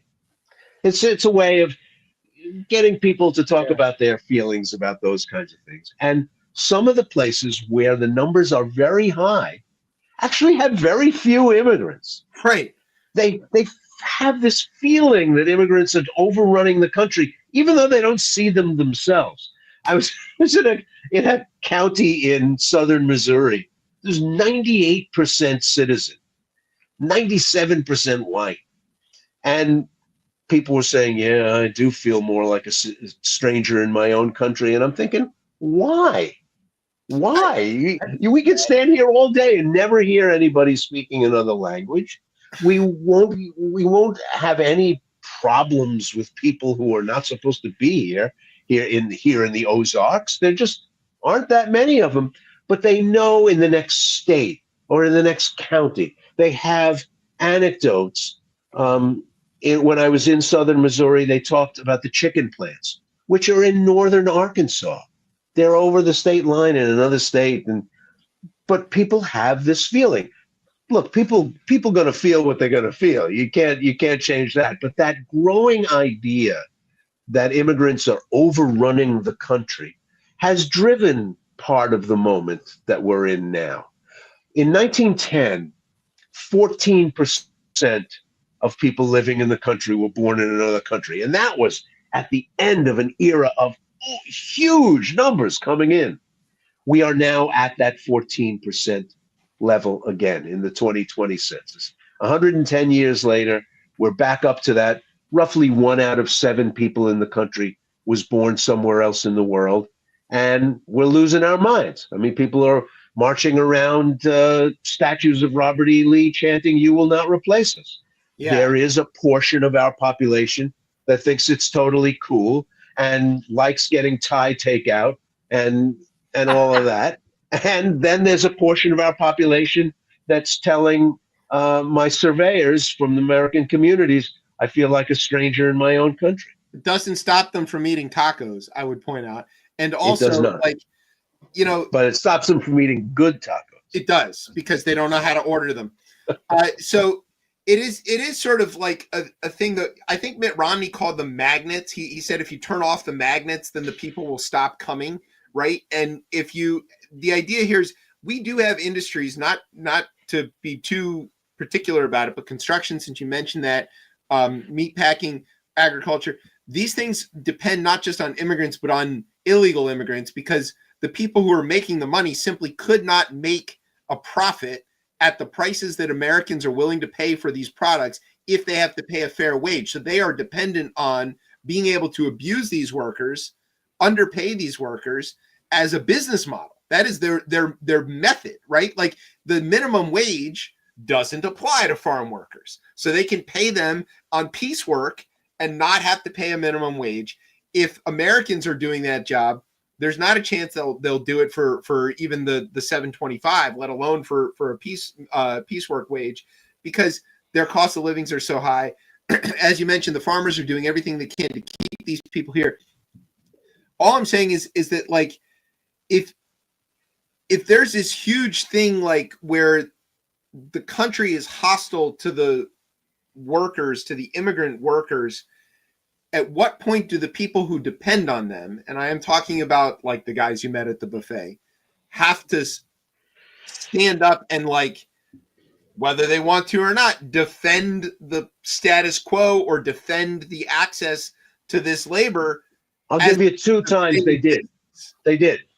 In 1986, the Immigration Reform and Control Act, amnesty, brought in by Ronald Reagan, required employers to come forward and vouch for people who had been working for them, sometimes at some reputational risk and actuarial risk to themselves. And they did it. And they helped people that they depended on to make their businesses profitable get legal. When DACA came in, a similar demand was made of employers, and a lot of them were hesitant, and then came forward and said, yes, this person has been working for me for years. Here's their timesheets. Here's their work records. And they were willing to do it. And it took a lot from them. Some of the people who framed both those laws were wary. They weren't sure that people who might face a little bit of jeopardy by admitting that they were employing undocumented workers would actually write their names and give all their information on the forms. But they did it. Hundreds of thousands of people got documents that helped them work in the straight economy through DACA. Millions through the Immigration Reform and Control Act. Part of the problem has always been with enforcement, because after the Immigration Reform and Control Act, the main lever that they were going to use to slow down illegal immigration was to put the burden of enforcement on employers. Yeah, with the I-9s and that E-Verify And and all they that. didn't do it. They Yeah, well, of course didn't they're not going to do it. Where's Tyson? Where's ConAgra? Where are all of these big conglomerates that are dependent on this labor? Why are they not out here saying, wait a minute? And they don't have to admit that they're like employing illegal workers or undocumented workers. They could just say, hey, look, we're a nation of immigrants. We want to sell chicken to everybody. Like, they could come up with some plausible, like, bullshit to make this case. But they need these workers too. Why? And they're billionaires, right? Don't they have access to Trump? Can't they buy, like, $1 million dinner at Mar-a-Lago and sit next to him for 5 minutes and be like, hey, by the way, like, where are they? Is already in the last 72 hours, Trump was reported to be vacillating on the workers working in essential industries like agriculture. Oh, He's already softening the same way he did with the tariffs. If you get to him, if you get to be the last person who spoke to him, you're in better shape. So he's just a spineless sack of shit, really, is what that says to me. You don't have to co-sign on that. I know you still need to be able to get interviews, but I do have another question that's related to immigration and related to the other kind of thing that we're talking about. Like as government workers are being laid off, right? They're going to start to represent a larger chunk of the unemployed, and it's going to have an impact on the numbers. If immigrants are driven out of the country and leave, so does their purchasing power. So does that piece of, people have a hard time kind of remembering that the economy is two-sided, right? That there have to be enough customers as there are producers. If you run a bunch of migrant workers out of this country who still need to buy food, who still need to buy gas, who still need basic services, they're not there to buy those things. That's going to impact the people who provide that stuff. So, like, there will be empty houses in neighborhoods all over America. There will be employers who can't fill shifts. There will be businesses that cater to immigrants that won't be able to sell their product. I think we really haven't fully taken on board what it would mean to do as many of the president's supporters would like us to do, which is to run millions of people out of the country. Right now, they're just nibbling at the edges, coming up to people on the street, surprising them when they're coming out of school and things like that. We aren't doing it at scale yet. They're testing us. I think they're testing the tolerance of the United States for this kind of enforcement. And if they're just going to be, picking up one student visa holder here and another one there, you're never going to get 10 million people out of the country. There's a point at which you either scale up or you admit that you're going to find some other solution to the problem. Or they lie about it. They keep picking off ones and twos and then tell everybody that they succeeded in mass deportation. And because part of the Trump cult is that you must accept the thing they say as true, regardless of what you can see with your own two lion eyes, they'll just accept it and say, yeah, he deported millions of people. And then be like, it was 4. So all of this is to say, it feels weird. Before we let you go, because it is a school night and we know that you have important things to do and not just yammer on with us about nonsense. Well, I want to tell people to buy my book. I was going to say, can I weave in for a book question on there? Yes, please. I wanted to ask Ray, through the individuals that you spoke to when you were writing this book, right? Becoming American, right? Was there a through line, I guess, no matter where people came from, I guess, around the globe, what are some of the through lines that everyone had, like, in the idea of, like, becoming American? Great question. One through line is that many of the people I spoke to would have, all other things being equal, preferred to have a secure, comfortable, and well-resourced life in the place that they were born. Wow. And came here because they simply found that to be impossible, either because remaining where they were born was dangerous to them, dangerous to life and limb, or they were simply going to be too poor to get over. But it wasn't. They are fond of this country. They have come to love this country. They are grateful to this country in ways that I don't think Americans really fully understand. Grateful that this country was here and took them in and that had a system that allowed them to do as well as they've done. So there is a tremendous debt of gratitude that they feel. But many of them said, but it would have been okay. I would have been fine if I could have just lived in my hometown. But I couldn't. And I'm glad America took me in.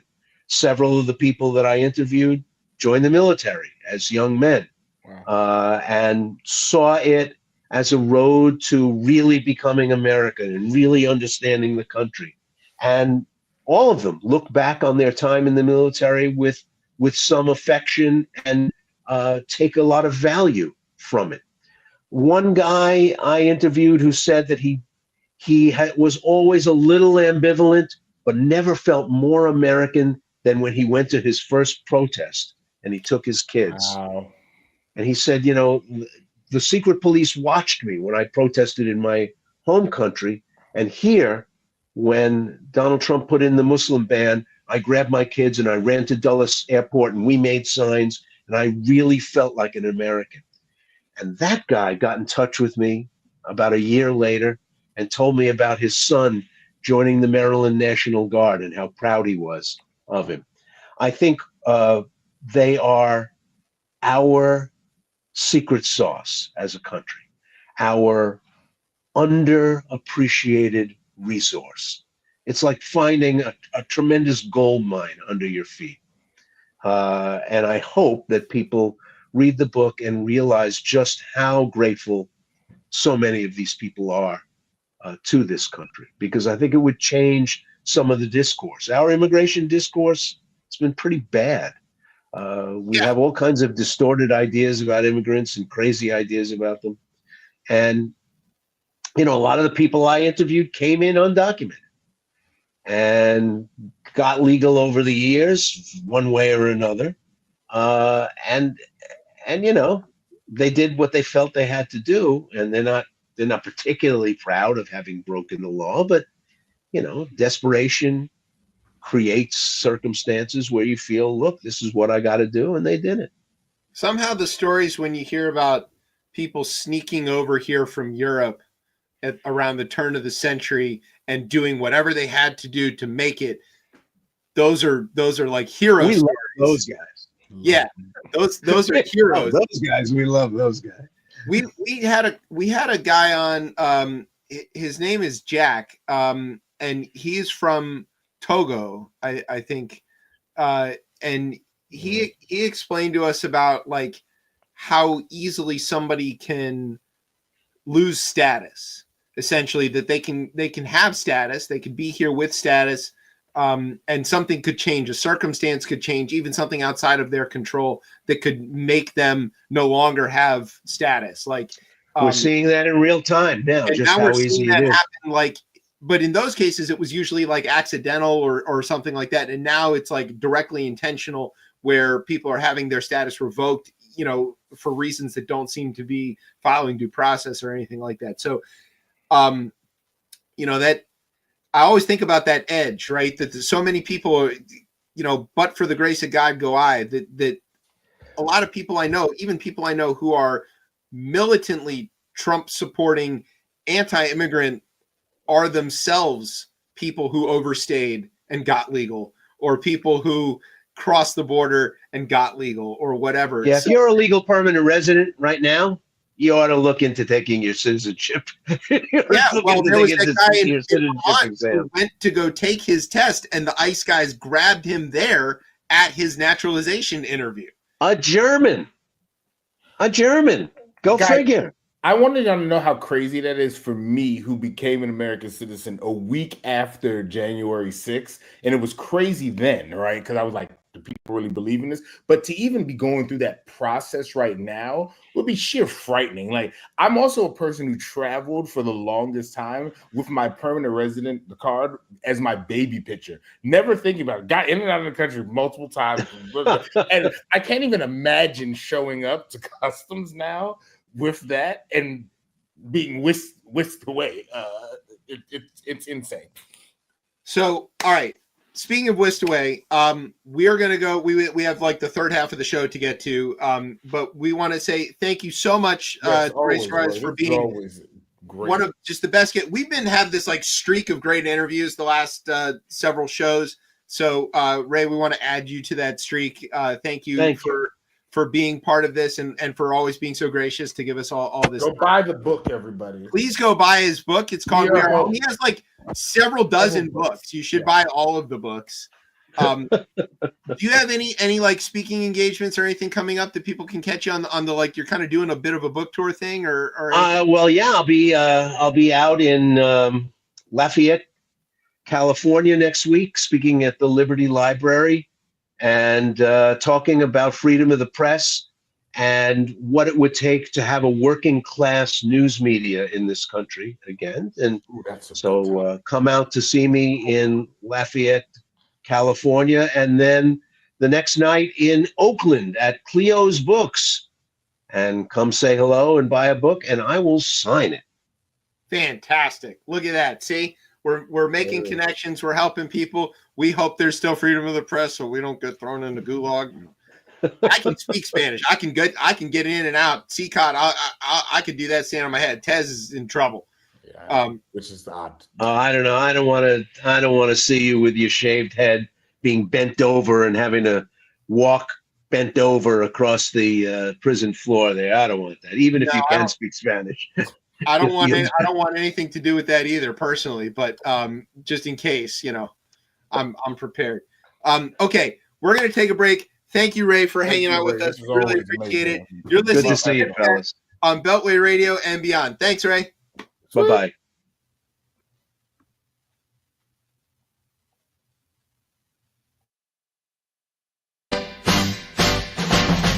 Bleach, blonde, bad bill, butch body, what a sight. You try to shine, but you just can't get it right. You talk the talk, but you can't walk the walk. In the world of Motown, girl, you're all talk. You try to play the part, but it's just a show. In the heart of Motown, you'll never blow. Each blonde, what a sight, but you just can't get it right. Bleach blonde, but you just can't get it right. I will eat your leftist ass like corn on the cob. I'm ready. I will eat your ass. I will eat your leftist ass like corn on the cob. I'm ready. I will eat you. I will eat your ass. My children aren't going hungry. I'll do it. I'll drink your blood. And I'm starting to think about having to eat my neighbors. You think I like sizing up? I'm gonna haul him up by chain. Chop his ass up, size it up. I'm gonna haul him up by chain. Chop, chop, chop, chop. I will eat your leftist ass like corn on the cob. I'm ready. I will eat your ass. I will eat your leftist ass like corn on the cob. I'm ready. I will eat you. I will eat your ass. I'll barbecue your ass flat. I will cook your ass up so fast, and I'll tell them, "Oh, I killed a cow out back, baby." You think Christ would eat somebody? He would never do that. I will. I'm ready to hang them up, gut them and skin them and chop them up. You know what? I'm ready. I will eat your leftist ass like corn on the cob. I'm ready. I will eat your ass. I will eat your leftist ass like corn on the cob. I'm ready. I will eat you. I will eat your ass. I will eat your leftist ass like corn on the cob. I'm ready. I will eat your ass. I will eat your leftist ass like corn on the cob. I'm ready. I will eat you. I will eat your ass. And that's why I want the globalists to know. I will eat your ass first. I swear to God, if it's the last thing I do, I'm gonna get money. I swear to God, I'm gonna eat your left ass. Listening to ChipChat here on When he does Beltway. this is what kills me. Yeah, I like that. That's his idea of like killed a cow. I think that means that's a rotisserie. I think so. Rotisserie cow. I don't know how he thinks you cook a cow, but Flat. Yeah, apparently flat. Who barbecues flat? I don't know what that even. What does that mean? What that means? Oh my God. My goodness. All right. Well, after that fantastic interview, it's such a great interview every time he comes on. yeah, Ray's just everything, right? And he's brilliant and he's gracious, and he also has just such a way of telling a story that is very compelling. True storytelling. Yeah, absolutely. So go buy his book. You're gonna love it, and read it and tell me all about it. Because I think that I guess I don't know if it's a conference, but the talk he's going to around working class journalists, I think is just that's huge. And like, what does I think we were talking about this with Celeste a little bit, right? And in the sense of like nonprofit journalism, but what does it look like? Is there any type of business model outside of what used to be there? Because it's gone. The advertisement method is no longer, there's not a classified section, right? That is not, that is the whole business model has changed. But the only way you can have this democracy, and one might say the reason we're in the situation now is because the press really, right, got in a sense, I mean, was privatized in the sense, in the weird, and like, I don't even want to say privatized because like there were private businesses before, right? But It it's was almost the business. I think is the word, Right. and that's kind of part of the problem is that it got spread too thin. For Everybody could do it, right? Like almost like Yeah. that, along with the people who we really look to actually give us the, whether it's the Post, whether it's the Times, whether they were all bought up, right? Like again, they're not families that own it any longer. Yeah, but the press in the old days was that too. I think two things about the degradation of that. One is that the democratization of it meant that because anybody could do it, it just sort of like degraded the level of veritas and truth involved in it. And that, because anybody is saying anything, you've got this guy who goes on RT 150 times and now is going to be the U.S. attorney for the District of Columbia. And then the other thing is that, like, it, by having so many sources, it eroded consensus. Yeah. If you have everybody getting their news from a small number of sources, even if you think that that's a little dangerous in terms of like being able to control a narrative, you do at least have a cohesive narrative that everybody is working off of to then form their opinions.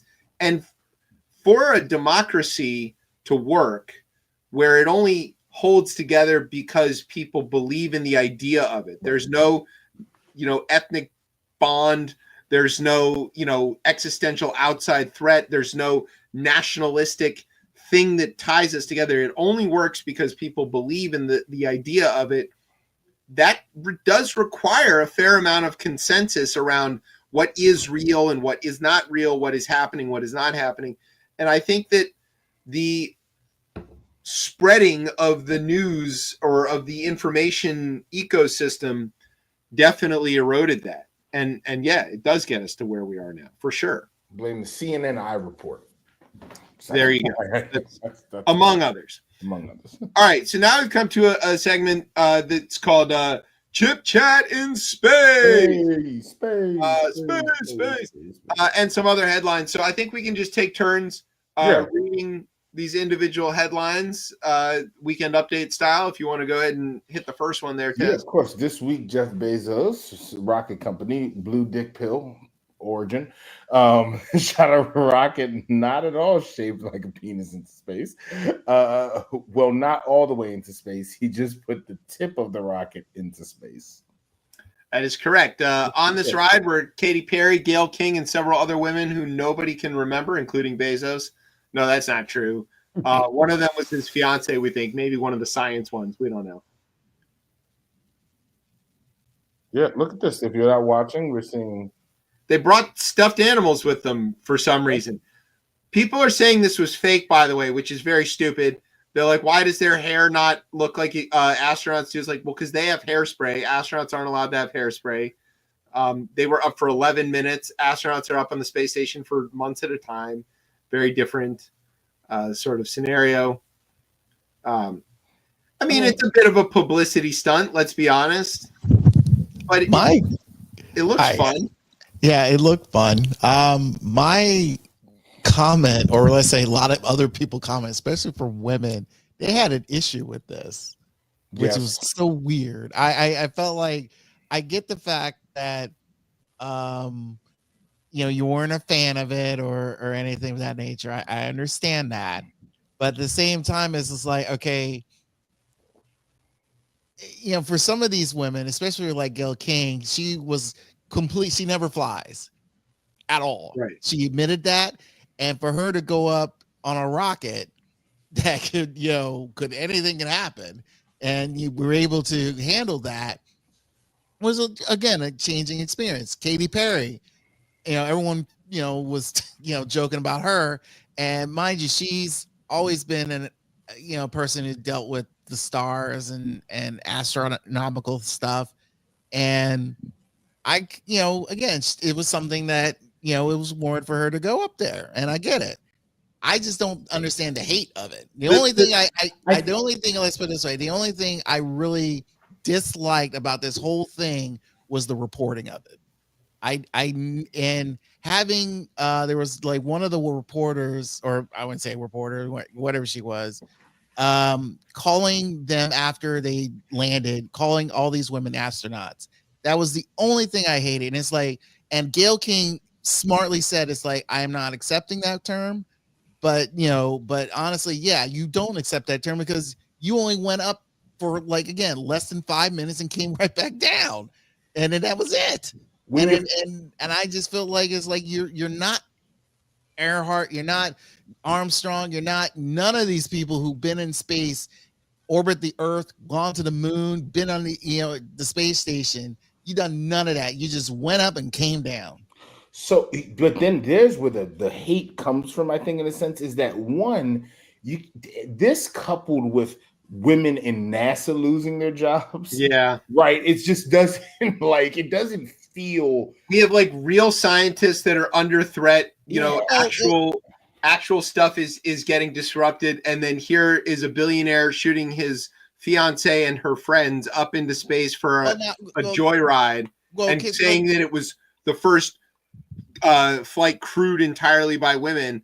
And our crew, it was pretty much one person who's captaining of it. But the thing was, but to add on to that, two of the women that were going up there are, actual engineers. Yeah. So especially the one woman who I thought, my God, I hope she comes down safely because she is fine as hell. But but I felt like it's like, again, why are you hating? I understand you probably have an issue with Bezos. You probably have an issue with this whole thing is just this tax-funded rocket that does no scientific research. Right. You complain about that.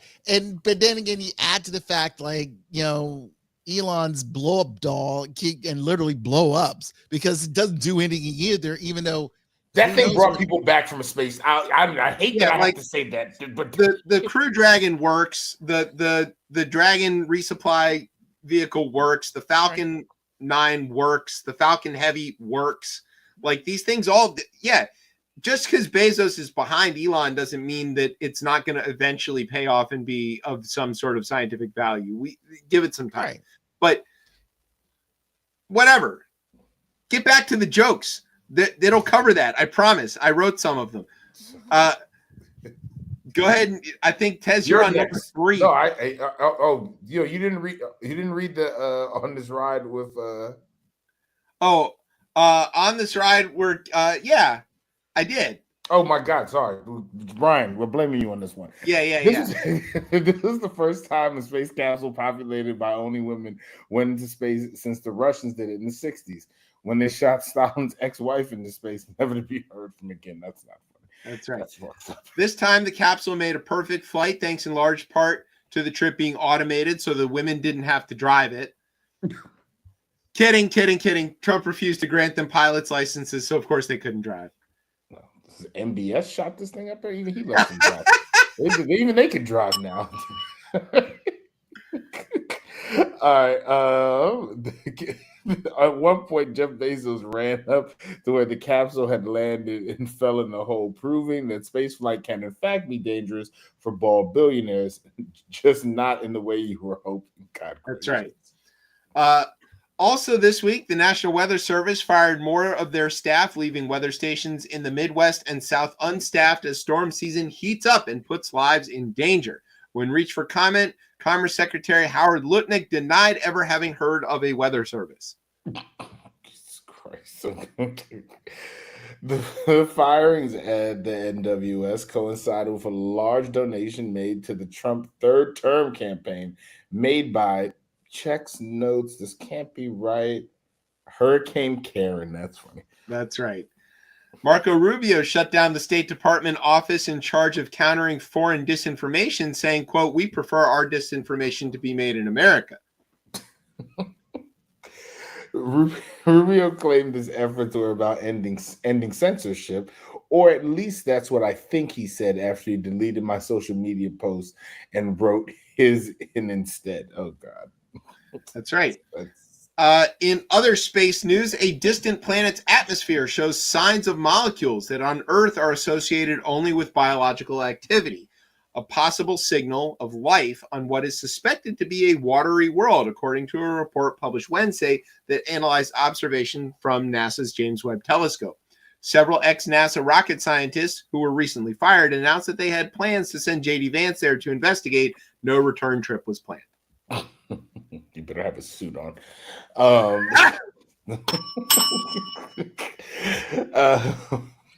The FDA announced that it had fired all the tobacco enforcers who had for decades been successfully busting stores selling cigarettes to minors.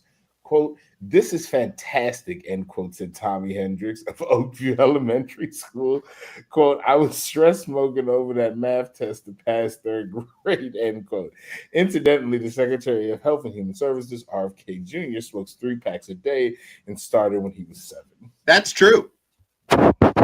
That is true. All right, and that's the news. News. All right, Tez. Let's keep it going. Yes, let's do a Tez talk here. There goes the Tez. Look at these dead ass birds. There they are. Or these humans. No, we're not this. Not today. Look at these tax ass birds. That's what it was. We're not talking about the tax ass birds today. On April 15, Reuters reported that notorious internet messaging board and forum, some might probably say, 4chan had been hacked. I saw this post. A lot of people at work telling me about this in our little tech chats. According to the post circulating online, some of which said that the hacker involved had revealed identifying details of the site's moderators to the public. That's called doxing. The alleged hack first came into light when a defunct section of the site sprang back to life with the words "you got hacked." I love when hackers just like find some random part of a website that no one's looking to, and then that's how they let you know that it's they've gained access. Alon Gao, I believe, is this co-founder of Israeli cybercrime monitoring company. It's Hudson Rock.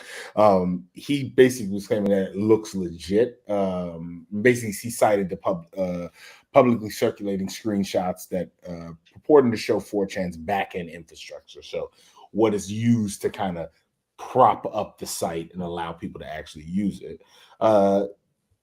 TechCrunch actually here cited an unnamed 4chan moderator, and they were basically saying that they had no reason to dispute the authenticity of the screenshots, and the site was only intermittently available on Tuesday. Kind of sounds like what happens when I hack. I really should have thrown Zoom in here with these guys because that also happened on Wednesday. Zoom going down, but Zoom, you'll get away this week. We'll talk about you next week.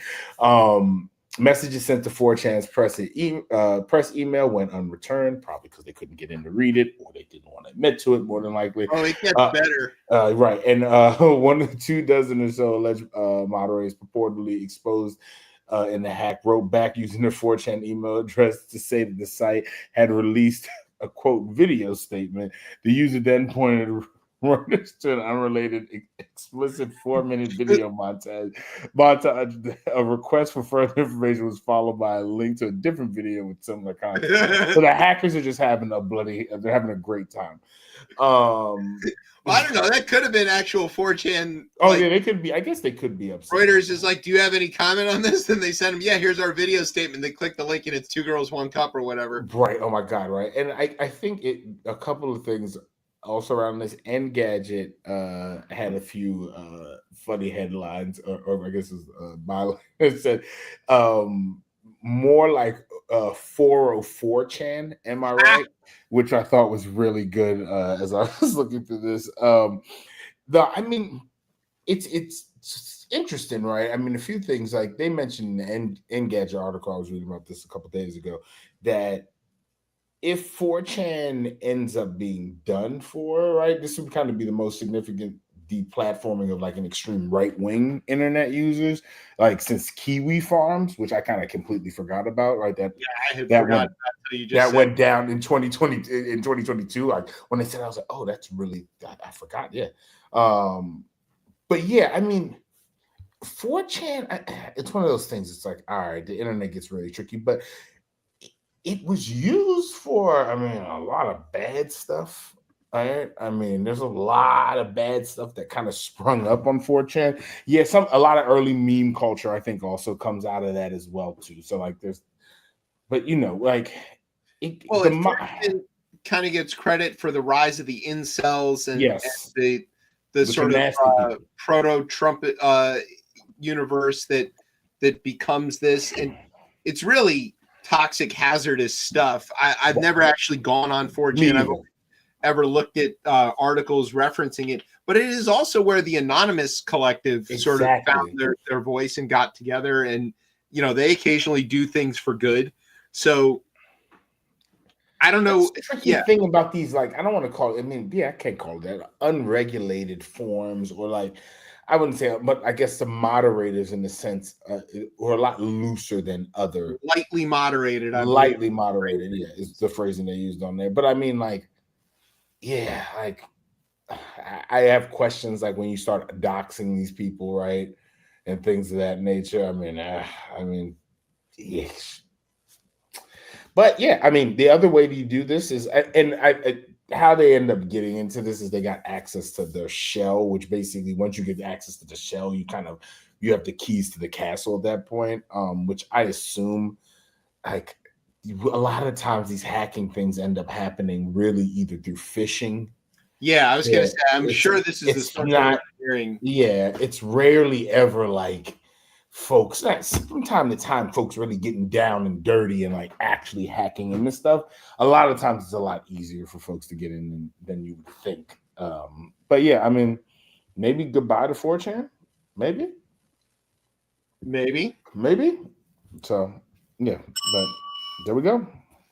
All right. So speaking of like, no fucking way. This is a series of stories that all fall into that category. Okay. The first one is, here's the headline, right? Next, they'll pass a law banning Alex Jones from having sex since they are banning things that aren't happening. I just want to be explicitly clear before we get into this story. There is no credible evidence of anybody in any state, certainly not in Texas, who is a student in a public school who is saying that they feel like a cat and demanding to be able to shit in a box in the back of the classroom. That has never happened at all anywhere. But somehow Fox News convinced themselves that this was happening and started like overreacting to it. Case in point, Dateline, Austin, Texas.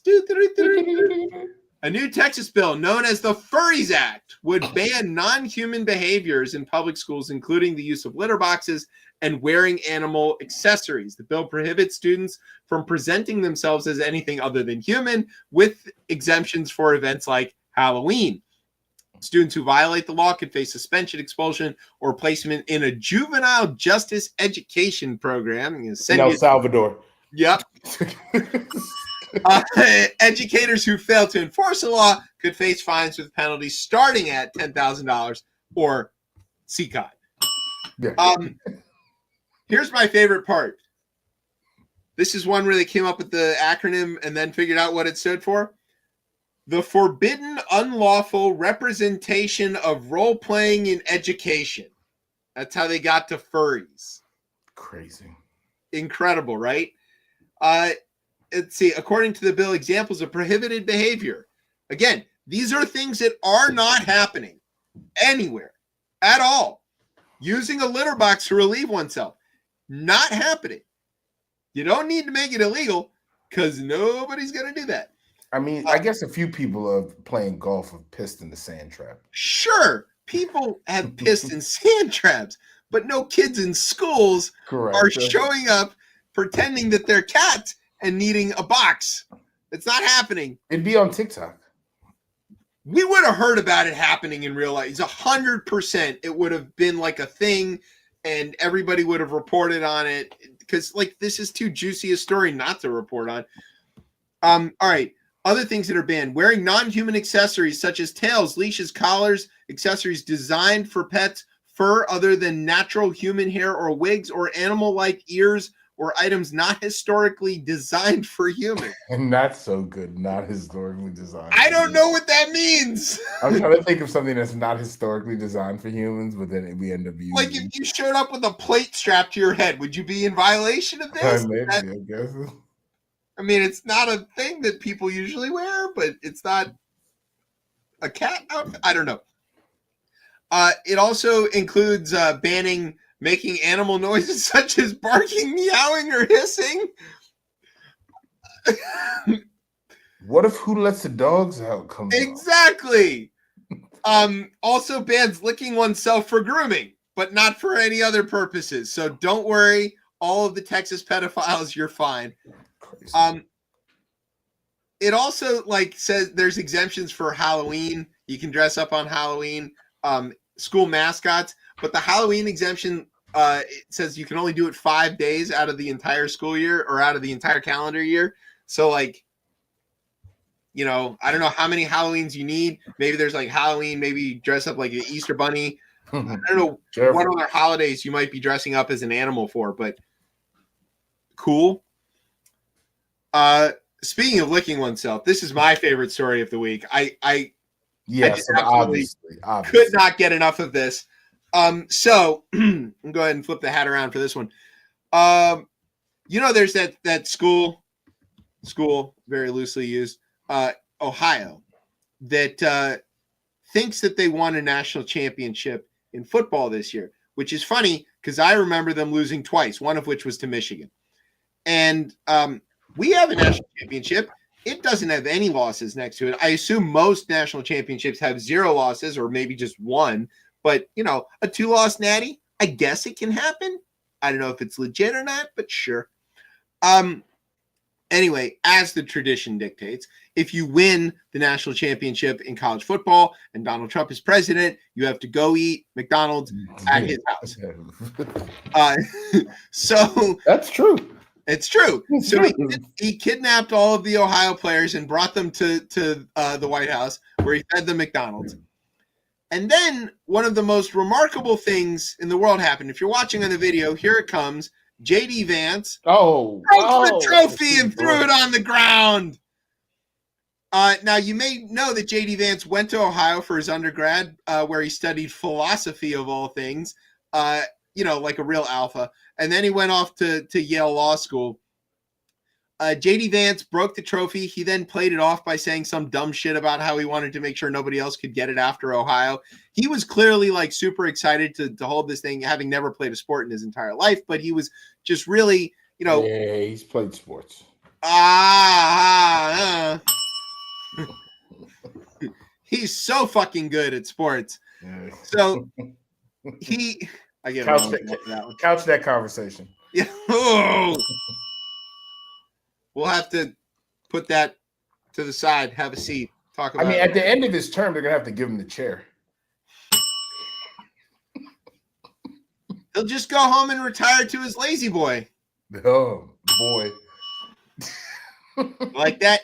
So anyway, I thought this was hilarious. Of course, everybody had a really good time making fun of J.D. Vance. J.D. Vance, of course, handled it as he always does by whining and crying. Stop making fun of me. I would point out that the trophy in Ann Arbor is perfectly well intact.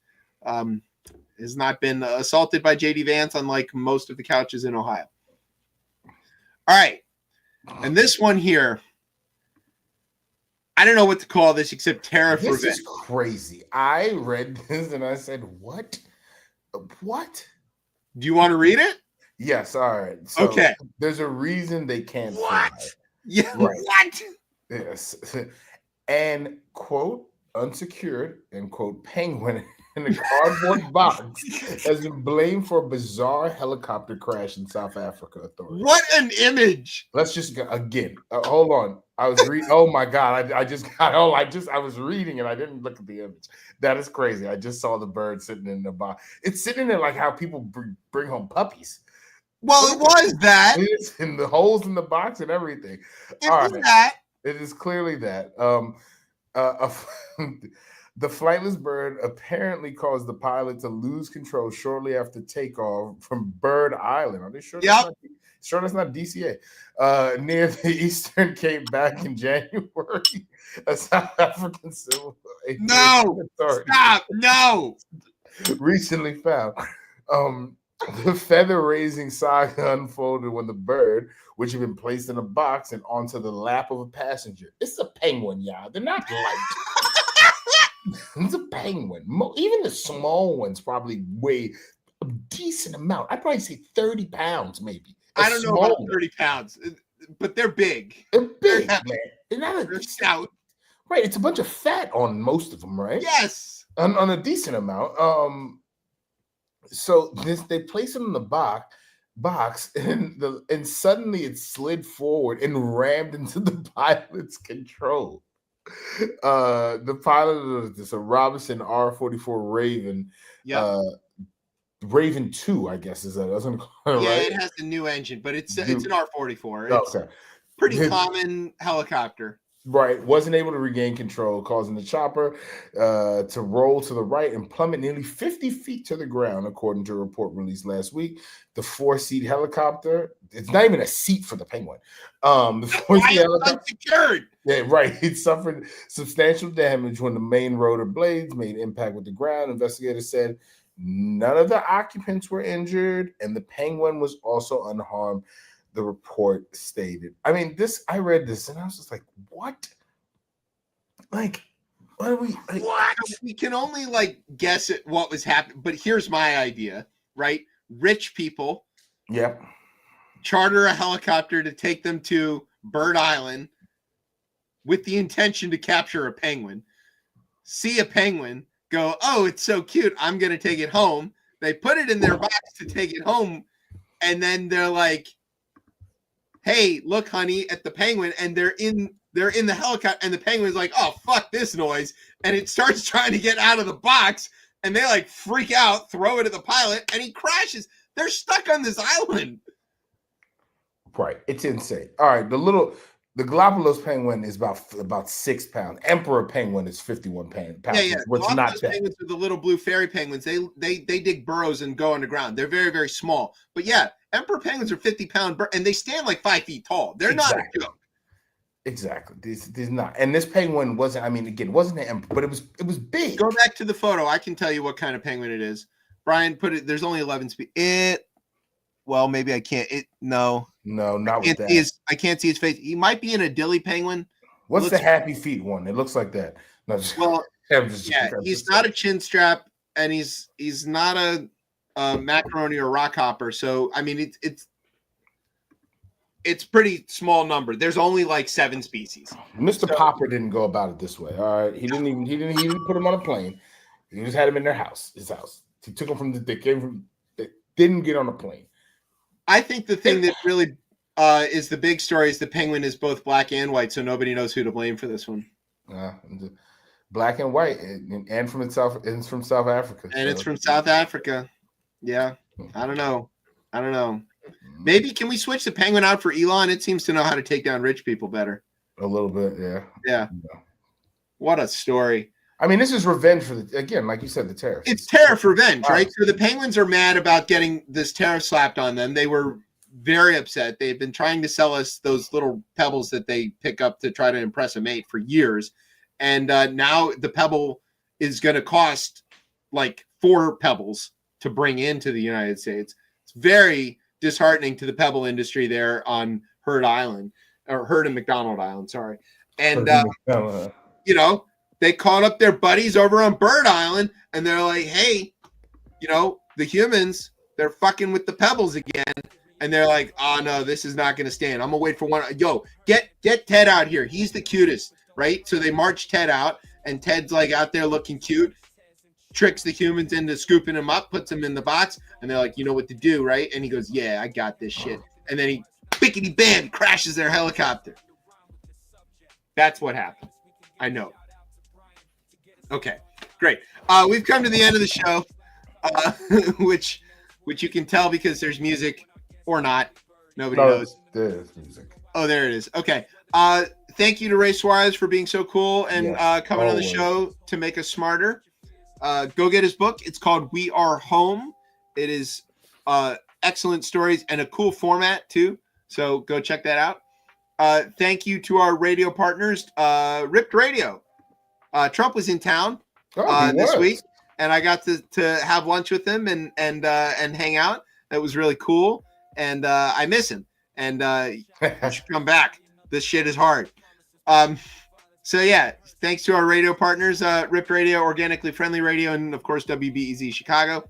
Thanks to NOTN for keeping us on for another week, we assume, although don't even know. Thanks to our home on the interwebs, coplaymedia.com. And thanks, as always, to our family here at Beltway Radio for making us sound as smooth as the time Bill Belichick is having down in Chapel Hill. All right. Where can everybody get you on the socials there, Tez? From Mar-a-Lago to Mars, President Trump's great American comeback. No, you can find me. There hasn't been a great titles on there. You can find me on Blue Sky at DC Cortez.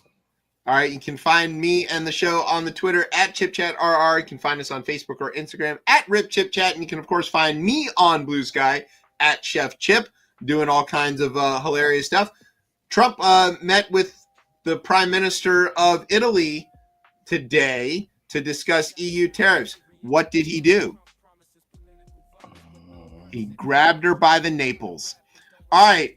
And on that... I'm Chip, that's Tez. Brian's somewhere in the background. You've been listening to Chip Chat on Beltway Radio and beyond. Street balls.